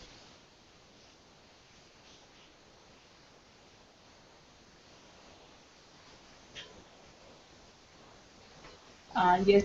Hello. Yes. Good afternoon to all the dignitaries present over here. Ma'am, on the sirs and on the behalf of all the participants over here, I will really thank you, because we are from multidisciplinary branches, and all the things related to green technology and building is widely discussed, and each of us has got something of his or her interest.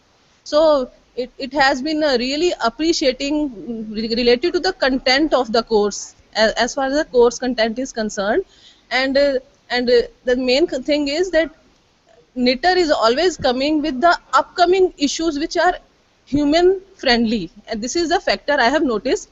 So I again thank you, especially Dr. Sharma, for organizing such good courses for all the people related to all the branches of the various fields of life. Thank you, sir, once again. Thank you, ma'am, for the encouraging words. We can go to Jaipur now. Sir, good afternoon, sir. We are from the Jaipur Center, myself Neeraj Sharma, and sir, we extend our thanks to NITTR, Sanjay Sharma sir, madam, and UltraTech, and all the presenters who provide the very good lectures and provide input to us. And I hope, sir, whatever inputs you have given us, we will deliver to our students and to the society. Thank you. Thank you very much, sir. All right, thank you so much. We can move to Kanpur now. Hello. Yes, good afternoon. Good afternoon, ma'am. We are very, very thankful to NITTR, Sharma sir, for organizing such useful workshop. It is very, very useful and informative. We get practical information about the green building. In future, we will with our student also for such type of workshop. Again, we are very, very thankful to NITTR. Thank you so much. Okay. Okay. I think I would like to thank all the participants for their cooperation during conduct of this program, and maybe in future we will be having more such interactions. As I said, we are if any of you are interested to connect yourself for a program on sustainable environment management from 14th to 18th of this month only, and we have another program on green production technologies, which is a contract program again from 16, 17 and 18. This is a 3-day program. You can basically send your participants to NITTTRCHD, which is basically a DSIR sponsored program on cleaner production materials and technologies, where there will be some exhibitors will be there who will be demonstrating their technology, and that technology will be discussed in the lecture come as a presentation session during these 3 days. So you can basically I think you can send your students also for this workshop. There is not an issue. You can send the students also to see the exhibition. Students can come in any sort of numbers, and I think the exhibition will be opened on 16th March at about 12 noon by the senior scientists from DSIR, Department of Science, Technology and Industrial Research of Government of India, and technical session will start from 17 and 18. But of course, course will start on 16 at 10 a.m. You can send your faculty, you can send your students. Students can visit the stalls actually to see the basically what type of green materials, green technologies, clean technologies is being used or has been developed by different organizations. So with that, I thank all the participants, everybody present there. Thank you.